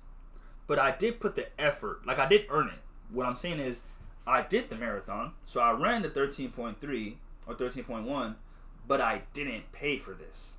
You know what I'm saying? So I kind of like, in a sense, I just got this from working hard. You know? So like I said, this is all AI. This is not real. This is AI. This is a AI video, an AI replica of what the Rose Bowl Half Marathon thing would look like if I was on the design team. Like, this is what I would do, just how I would make it. So this is a fake one. This is not real. You know what I'm saying? But yeah, so they ended up giving it to me after I ran the marathon, and I was just really happy and stuff. And it was so weird. That's how I know, like I said, I ain't gonna lie, a nigga is happy. A nigga is happy with life, because rest in peace to Dooley. Rest in peace to my angel, man. Rest in peace to all my angels out there. Rest in peace to Latif, man. Rest in peace to Latif's mom. Rest in peace to my grandma. Rest in peace to Auntie Bosse. Rest in peace to Kalila. Rest in peace to Elliot, man. All my angels out there, y'all. I'm still very sad, and I miss you guys. Like, y'all definitely bring that emotion and evoke that sadness out of me. But man, y'all been blessing y'all boys so much, man. Y'all got it to the point where I can't even cry no more, my nigga. I don't know what y'all doing. But I literally would like, I'm so happy now in life. Like, I don't know what it is, fool. Like, there was a time where I would listen to a song and a song would make me tear up. I don't even like, life is just so good. I don't even be tearing up no more. And I'm like, damn, I thought I was gonna have some happy tears or something.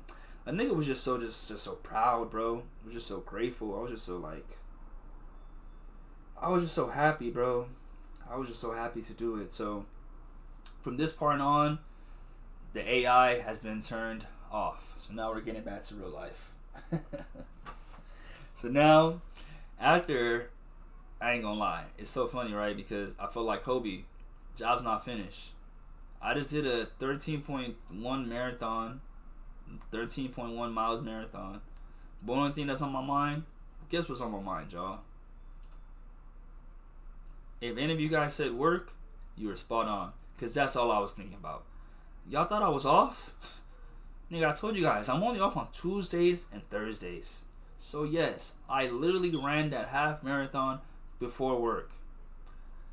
I'm talking about legs are on fire. I'm walking to the car. I'm like, Dad, we gotta go. Because we so happen to drive ourselves. Normally when my dad does his marathons, and I didn't know, and now I know, I'm like, I ain't gonna lie. This is even more reason why I want to do it with you, because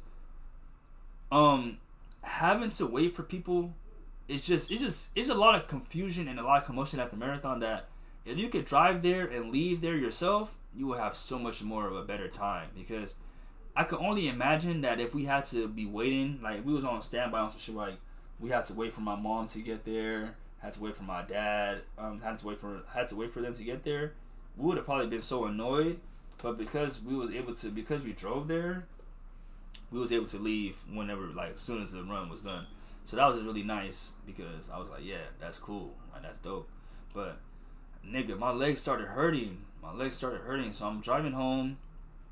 I'm sticking through his Pasadena. So we're on the way back to LA. Make it home.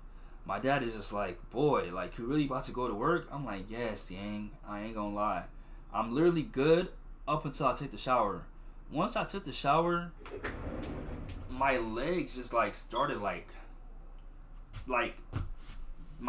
the back of my legs just started hurting so much, to the point where like standing up for a long period of time was too excruciating. I ain't gonna lie. It started hurting too much, and I couldn't handle it. So I literally had to like lay down, try to like alleviate some of the pain off my legs, and that would like help me feel better. But overall, I definitely don't recommend running a marathon before work. Even though I'm still gonna do it. So like, I could do it, but I don't recommend any of you guys to do it, because it's a lot. But my lifestyle is just different, and that's what it requires. So if that's what your lifestyle requires and you have the strength to do it, go ahead. But I'm not gonna lie, that shit was not easy, and that shit does hurt. It hurts a lot. So I'm at work, I'm just in pain.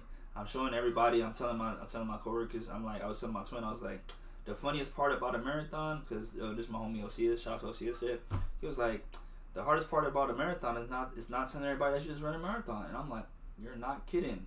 Because all I could think about when I was getting dressed and everything was how this AI medal, I gotta make sure everybody sees this AI medal. You feel me? That's all I could think to myself. And it was even more better, because like I said, I moved low key now. Like I said, old girl made it even more easier for me to do it. By her falling back and saying she don't want to fuck with me no more, she just made it even more easier for me to not tell nobody anything. So now I find it so difficult for me to even post shit on Instagram sometimes. Like, it's to the point where now I'm low-key just recording shit in my camera roll, and I'm just telling myself, just because you didn't post it doesn't mean it didn't happen. Literally, just because I don't post it does not mean it didn't happen. So literally, I posted like a little bit of the shirt, and I posted like something like in relation to the marathon. But overall, I didn't post nothing like saying like, oh, I'm about to run a marathon tomorrow, y'all wish me luck. I didn't do none of that shit. So I just posted the post marathon. So everybody, a lot of people, I'm just saying everybody didn't know I was running it. So when I showed them the shit, when I showed them the medal, they're thinking it's like from yesterday or something. I'm telling them niggas, I'm like, nah, I just did the shit today. I just came back from running a marathon. So they're like, nigga, you ran a marathon, you came to work? Yes, bro. I'm built different. I might be a little crazy, but I'm built different, boy. So yeah, you know what I mean? So went to work, was excruciating pain the whole shift, and then you know what I'm saying, I clocked out, came home, did my laundry, because on Sunday it's still laundry day, so I didn't get to do it in the morning. So I just got off work, I came home and I uploaded my YouTube videos to my YouTube, uploaded my Twitch videos to my YouTube, and then I did my laundry, then I called it a night. You feel me? And I know I said I was gonna end it there, but I can't lie. I'm in flow state right now, so I might as well just talk to you guys about about the rest of the week too, because I don't want this week to go into next week's podcast. I really want to keep it in all here. Something smells good in my house, but it kind of smells like something's burning. So yeah. So overall, I wasn't really into it until Saturday, but to wake up early as fuck and then to get right into getting ready and then to get there and actually see the crowd, the experience, the run made me realize how much I really have grown and how much I really can't go back on anything. Then I went to work and had some Panda Express and flexed to everyone.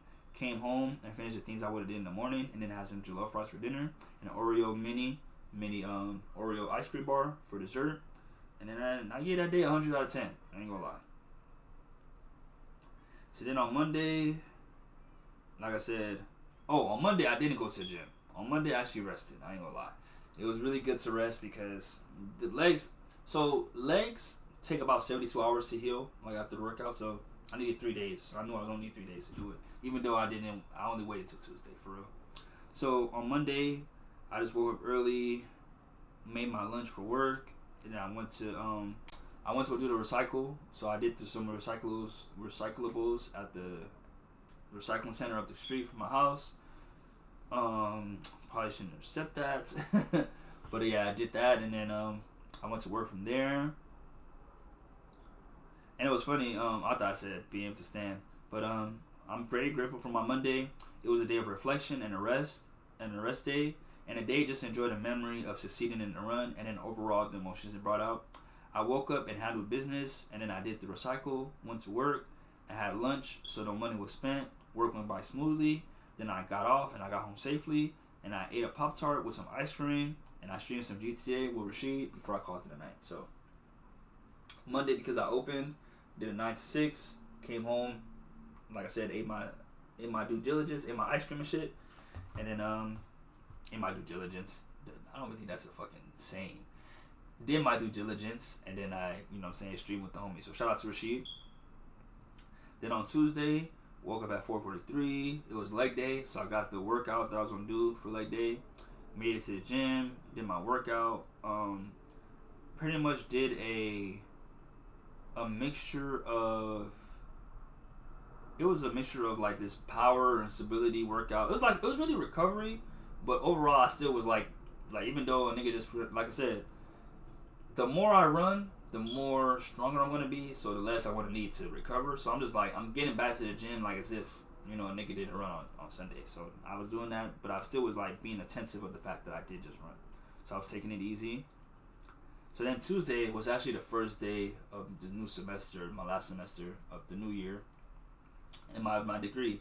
So I just have one in-person class, is 30-40, and that's from 10:50 to 1:30. I'm not gonna say the professor's name, but shout out to my professor. I might say her name, but I don't have it right now with me to say her name. But shout out to my professor. I'm pretty much, your boy is gonna have a good semester. Let's see the classes. So for in-person,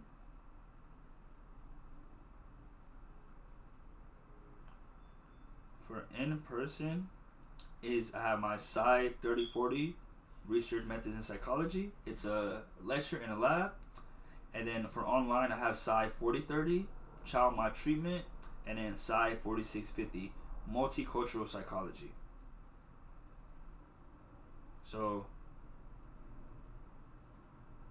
those are the classes. Perfect.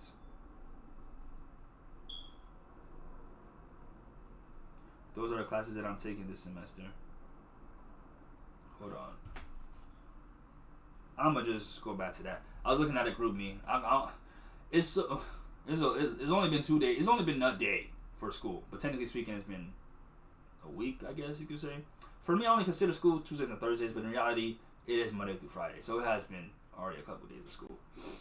But yeah, so once to class, those are my classes. So respectfully, I'm gonna get an A in the online classes because as long as I turn in my assignment and I'm ahead of it, I'm gonna pass. Last year's reflection of that, I got a C in psychology in 30/20. I know I wanted a B, but one of the tests that I took lowered my average, so you know what I'm saying. To still get that C instead of that D was really, really good. Ended up getting an A in both of the online classes I was taking, and I got a B in it's not social psychology. Sex and gender. Sex and gender? I'm a mechanic.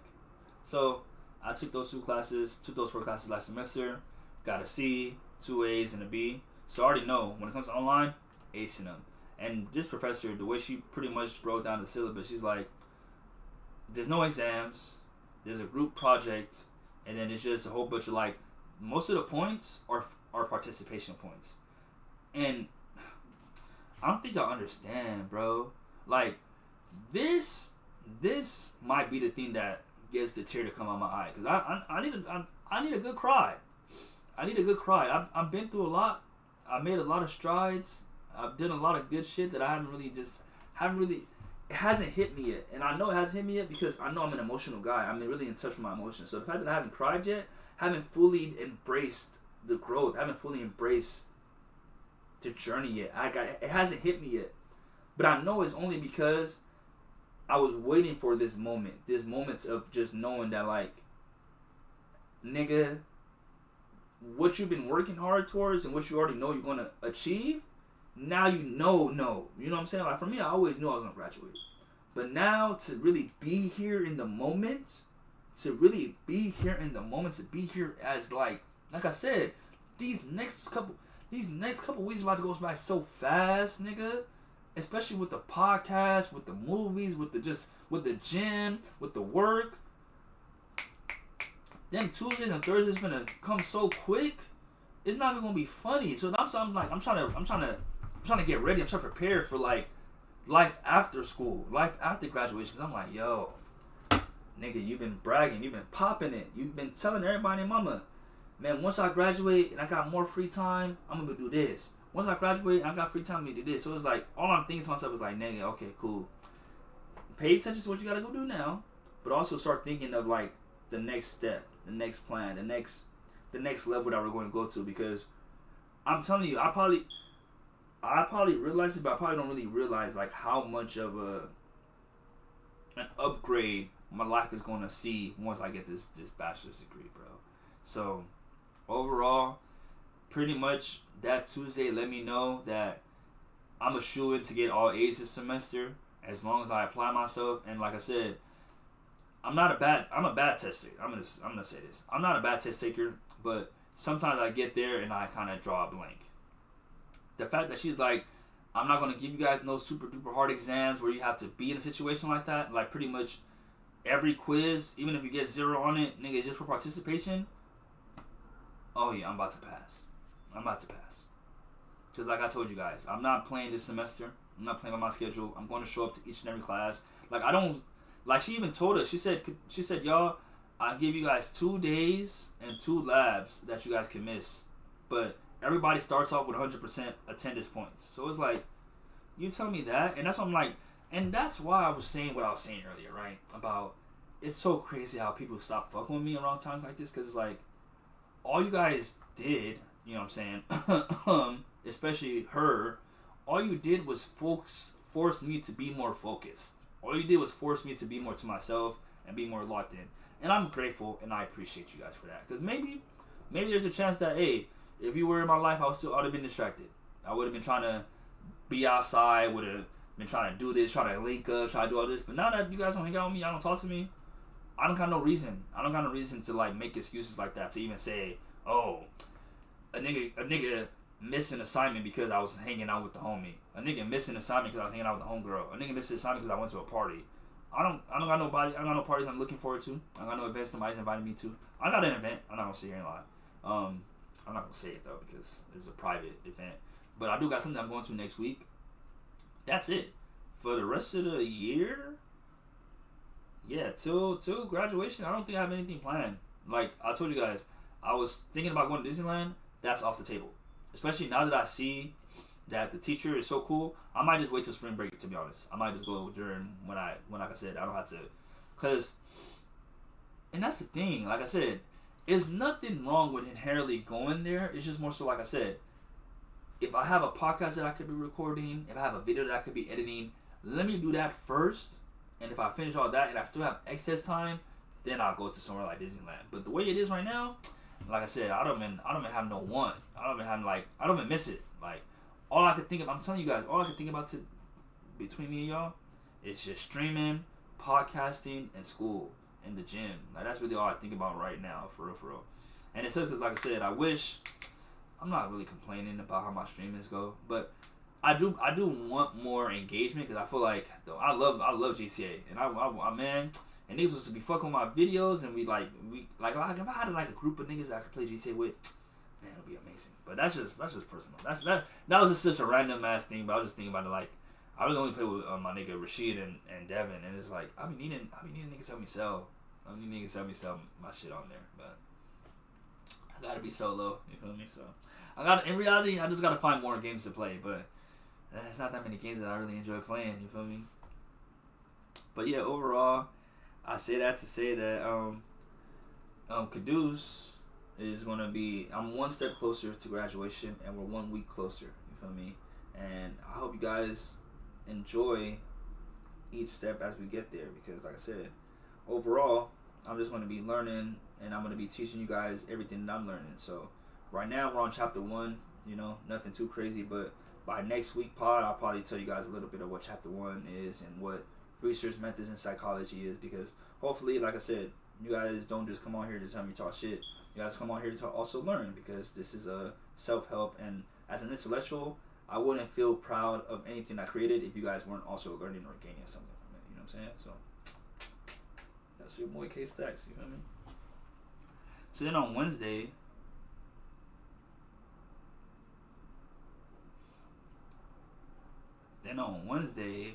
that was yesterday, I ended up getting a full night's rest. So I could have woke up early yesterday, but I decided to,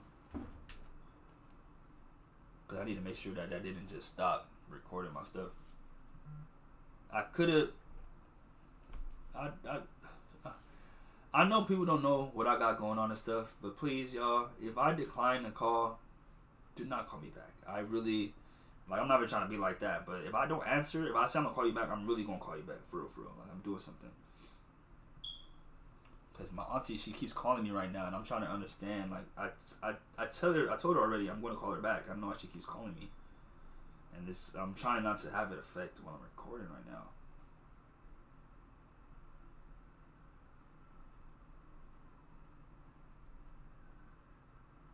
Recording.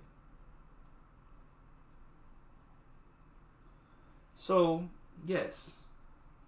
So, Wednesday, just woke up, went to go work out, do the gym.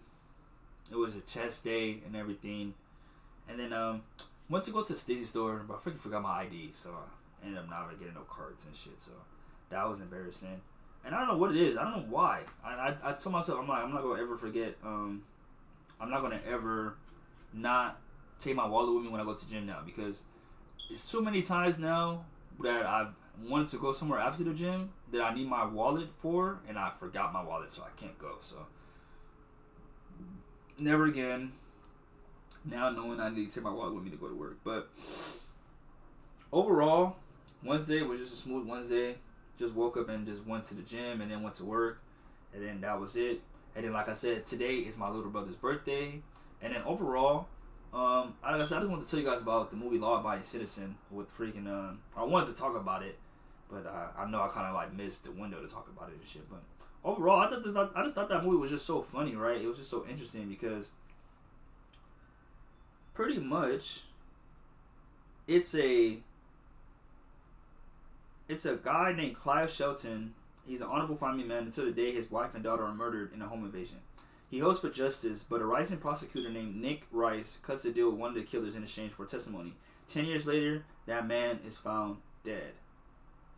That is such a horrible overview. Why is it not giving more? Okay.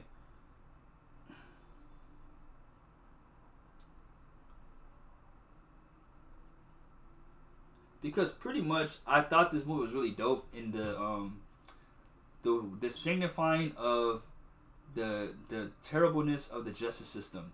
But I thought it was really interesting in how the way the movie presented it, because I remember seeing the movie when I was younger. And pretty much like the shit said, it's a guy. This guy, he's a dad. It starts off with the guy. He's a dad. He's working. He's doing something with his daughter. His daughter's in the room. He's working on something. These niggas break in, and it's so weird. It seemed targeted. It seemed targeted, but it might have just been a random home invasion. But the niggas break in. There's a fat nigga and a skinny nigga. The fat nigga is clearly the one in charge. The fat nigga attacks the dad, ties him up, stabs him. Attacks the mom, stabs her, but then takes it a step further and starts raping her. Raping her. I don't know if I can say that on. I noticed that people be censoring that word, so sorry. YouTube, don't strike me. Don't affect me for that. He starts R-wording her, and I guess he thought the dad was already dead when he stabbed him, but he wasn't, so he's still watching. And then out of nowhere, because they had a daughter in the room, the daughter comes out. And this nigga's so sick. You would think he would let the daughter alone, or he would, like, you know what I'm saying, do something. The nigga says, don't worry, kids love me. And he picks up the daughter and he goes and kills her. So I guess he thought or assumed that they killed everybody. But mind you, only the fat nigga actually did the stabbing. So keep that in mind. Only the fat nigga actually did the stabbing. They leave, get arrested or whatever. The dad recovers, not for real, but recovers. And we now meet Jamie Foxx's character.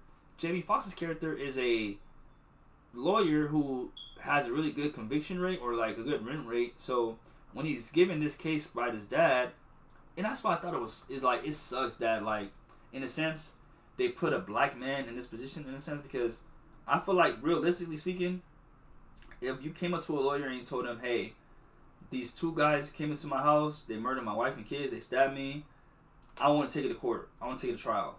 I'm pretty sure the niggas gonna try to do that, because they made it seem like pretty much Jamie Foxx's character cuts a deal with the fat nigga to pretty much snitch on the skinny nigga. But unbeknownst to, of course, them, we the audience being able to see it, we know what's going on. Unbeknownst to them, the fat nigga was the real mastermind behind it. He was real the menace and shit.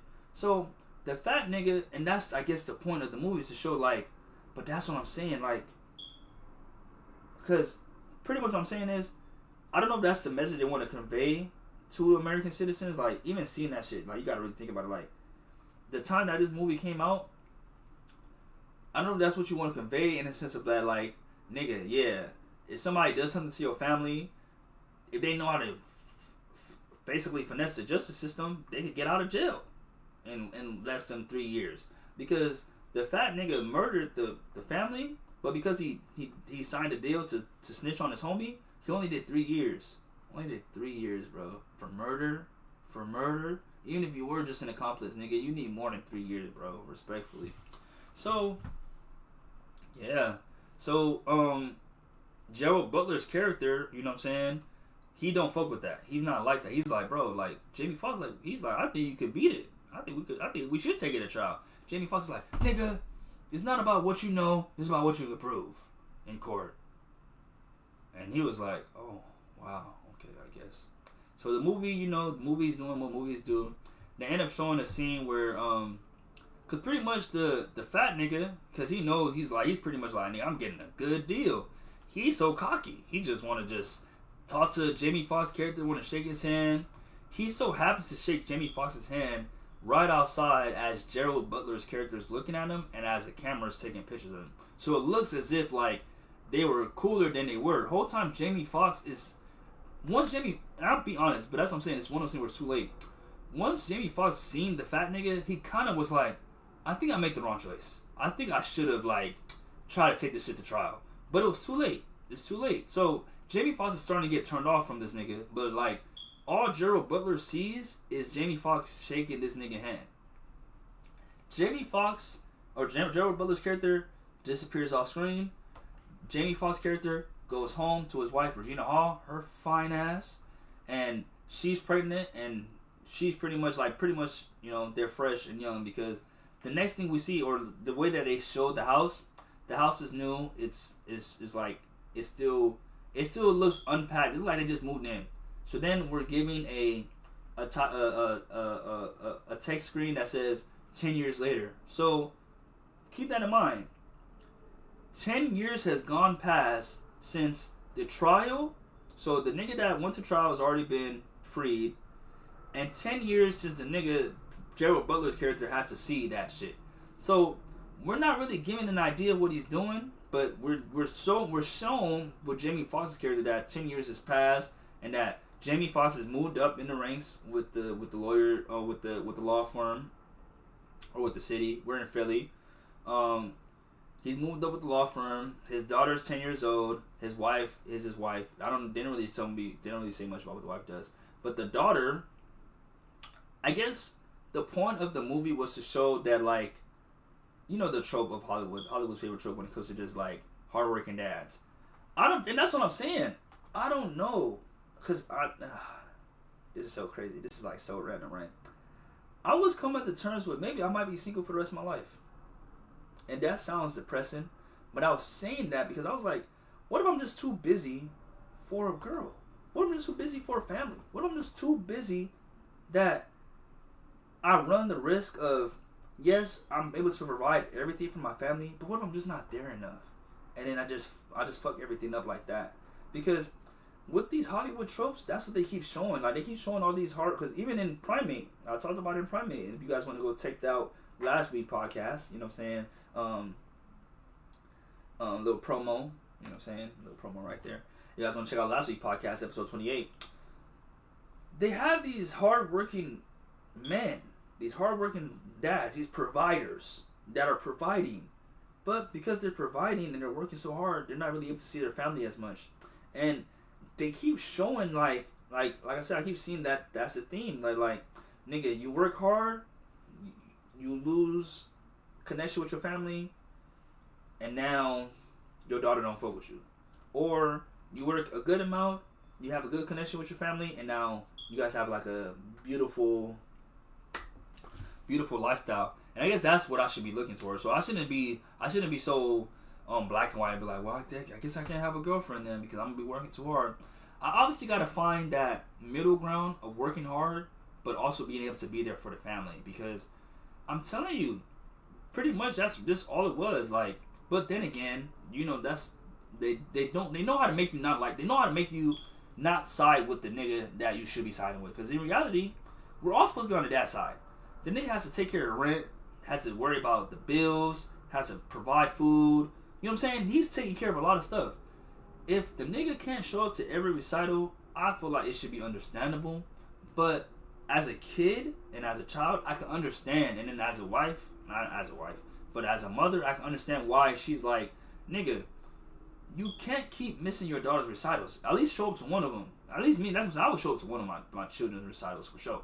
But I can understand that, like, if you're just so busy, you're so into your work, I can understand how you might not even have no time for that. That might just be like, because what he would do was, he would have the wife and the daughter, she would go to the recital, she was a cello player, do her recital, and then they would just record it, and then, because I'm thinking of, like, there was a scene, oh, okay, cool.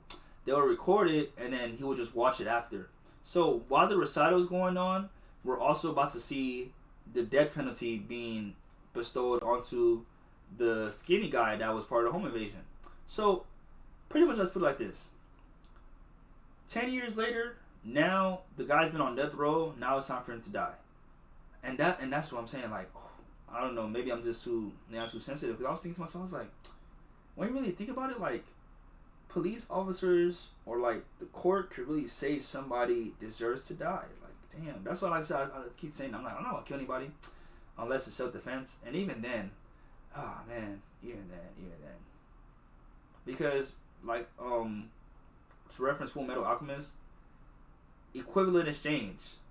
If you take a life, you have to give a life. So that's why I just think to myself, I'm like, in reality, they're not wrong for killing this guy, but it's just so crazy. Like, you could really die for killing somebody, if that makes sense. Like, you might not die right there, but in a sense, you really lose your life. You know what I'm saying? So, that idea was just so tough.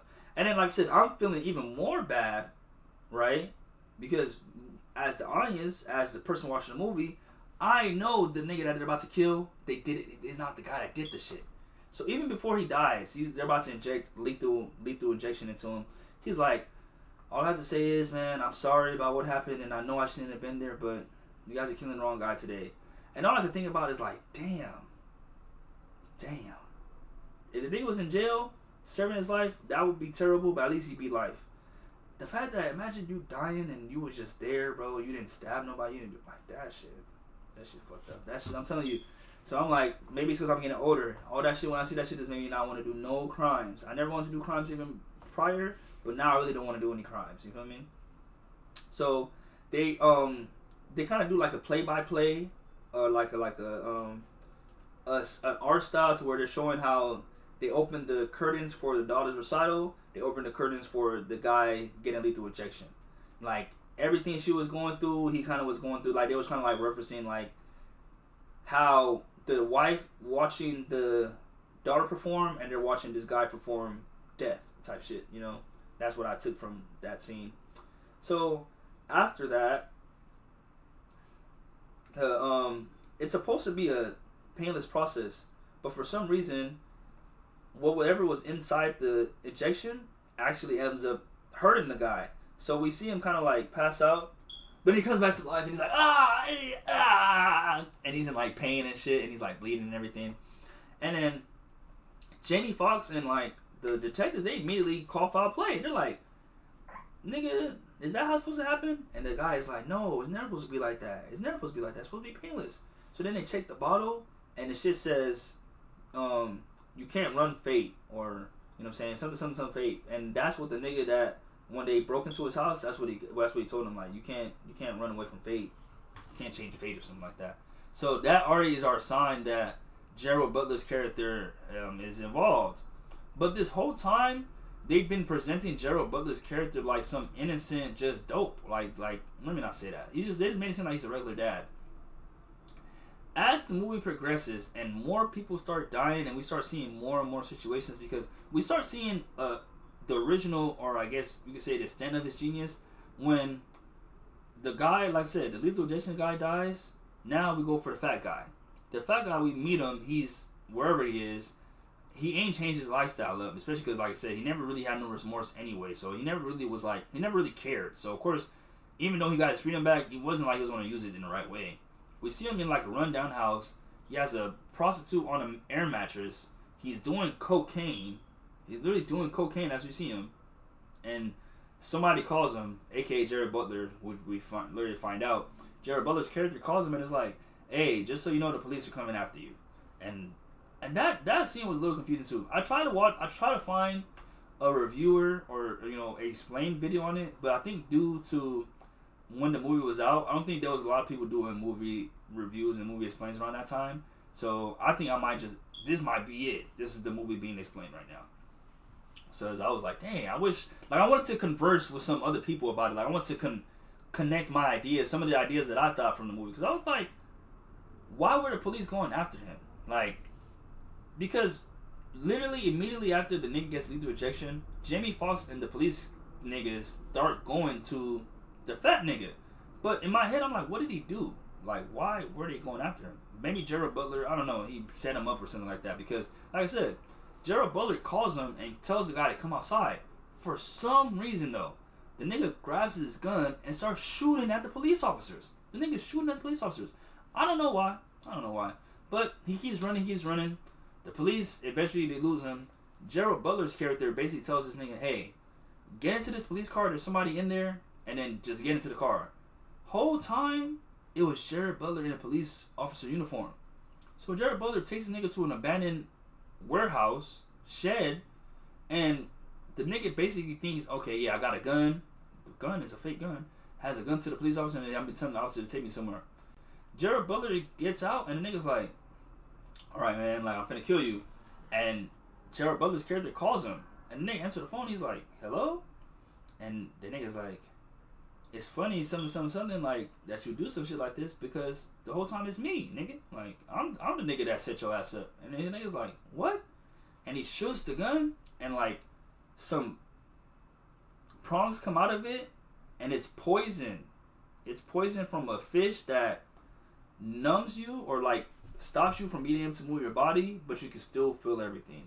So we're kind of shown a glimpse into Gerald Butler's genius, or as you know, his intelligence with this scene right here. As like I said, the nigga got the nigga to leave the house, got the nigga to get in the police car, got the police uniform, got the shed, recorded him dismembering this nigga. Cut this nigga into 28 different pieces. And then sent the video to Jamie Foxx's daughter on some weird shit.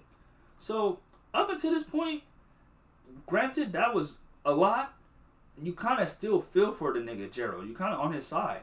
But then, after here, every kill after here, it just like, the movie just loses its righteousness. You know what I'm saying? Because it goes from a part where it's like, okay, this nigga's getting revenge for his family, to, okay, this nigga's clearly trying to make a statement, to, okay, this nigga's just tripping. Like, because like I said, the overarching theme is, like I said, he's trying to prove how dysfunctional or unfair or unright the justice system is. But with the shit he's doing, I feel like, nigga, you're just making, like one of the videos at the end of this, see about it, you just made yourself enemy number one. Like, if anybody's here, if we wanted to focus on anything else that's going on, we can't, because we're just so enamored or so focused on the gore and the carnage that you're showing. Like, nigga literally blew up everybody. Like, bro, the nigga literally stabbed a random inmate with a freaking T-bone just so he could go to solitary confinement. Like, but I guess that's the thing, like, because it's one of those movies where it's like, we're showing everything, but then they explain the preparation. So we're showing him doing all that shit, but in reality, the reason behind it is because the nigga, during those 10 years, y'all, he was learning the law. He was learning everything about the law, to the point to where he was like, he was even about to go to solitary confinement, and he almost found a way to where he could get bail. And he was like, I don't want bail, bitch. I just want to show you that I know how to fucking finesse the fucking justice system. And then he went to jail. Like, that was his goal. His goal was to play the justice system and show that, like, the only reason that I got fucked was because niggas that able to just read and understand certain stipulations and certain, like, situations, they could say certain things that could help him get him out of situations. And he didn't like that, I guess. But the way he went about doing it, I felt like diminished his whole memory. And, like, it just, if your goal was to preserve and, like, memorize your family and, like, show them in the right light, everything you're doing is going to dismantle all of that, because rather than focus on, like, the fact that, like, man, this nigga's just hurt, we're just going to look at you like, nigga, you're kind of fucked up. Like, you're kind of a crazy nigga that just, like, you were just trying to make a statement, and it's like, you could have went about it a different way, because, like I said, how you just went for the nigga killed the judge. The nigga killed the judge. Like, the nigga was killing people that are like, okay, I can see this person being directly involved. Like, Jamie Foxx, the fat nigga and the skinny nigga, and maybe their niggas' lawyers. I'm not saying they all deserve to be dead, but if he had killed them niggas, I guess it would be, like, directly to your issue. The nigga started killing people on the force, on the justice team, killed the judge. Like, bruh, fam, chill. And then the nigga was set out to kill the mayor. And apparently, he was going to get the mayor. Apparently, right? Allegedly, because I don't know. Like I said, I haven't, this is an old movie. Allegedly, he wanted to really, like, allegedly, Gerald Butler's character wins. But Jamie Foxx didn't want to lose, so, like, they switched it up. And I guess you can kind of see in the sense of a sign of that because it gets to the point where, like, the only reason they win is because they break the law. Like, let's just call it spade. Like, had they been following the law and just went the way they were supposed to do and just did everything to due diligence, there's a good chance that Gerald Butler's character could have killed the mayor. Because the whole time he's doing everything, he's in jail, per se. But he had figured out a way to tunnel into jail and tunnel out of jail to where he was in jail for certain hours. But that's why he went to solitary confinement, because you only see the nigga 1 hour. And so he could be out 23 hours a day and be only there for an hour.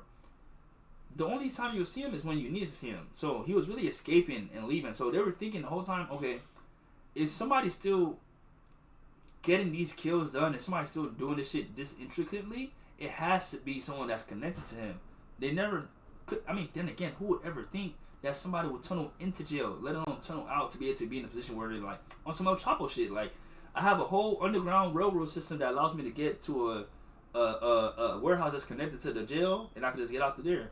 And then that's what he was doing. So, literally, when they discovered it, man, it was so scary, because when they discovered his underground railroad system, he literally was just planted the bomb at the fucking mayor's office. So, like, how did they not figure it out? Sent the bomb squad, diffused it, and then basically took that shit back to his jail cell before he got there. Man. But it's so easy to see that, like I said, like, you can kind of say that, like, Gerald Butler's character was getting a lot of the dubs. Like, I'm telling you, yeah, I ain't gonna lie. When he killed the white lady, that's when you kind of could tell, like, yeah, like, they were like, anybody could get it. Anybody could get it. In reality, I'm pretty sure the original score, the original movie probably had Gerald probably going after it, because I feel like Gerald's goal, well, I thought I could figure it out.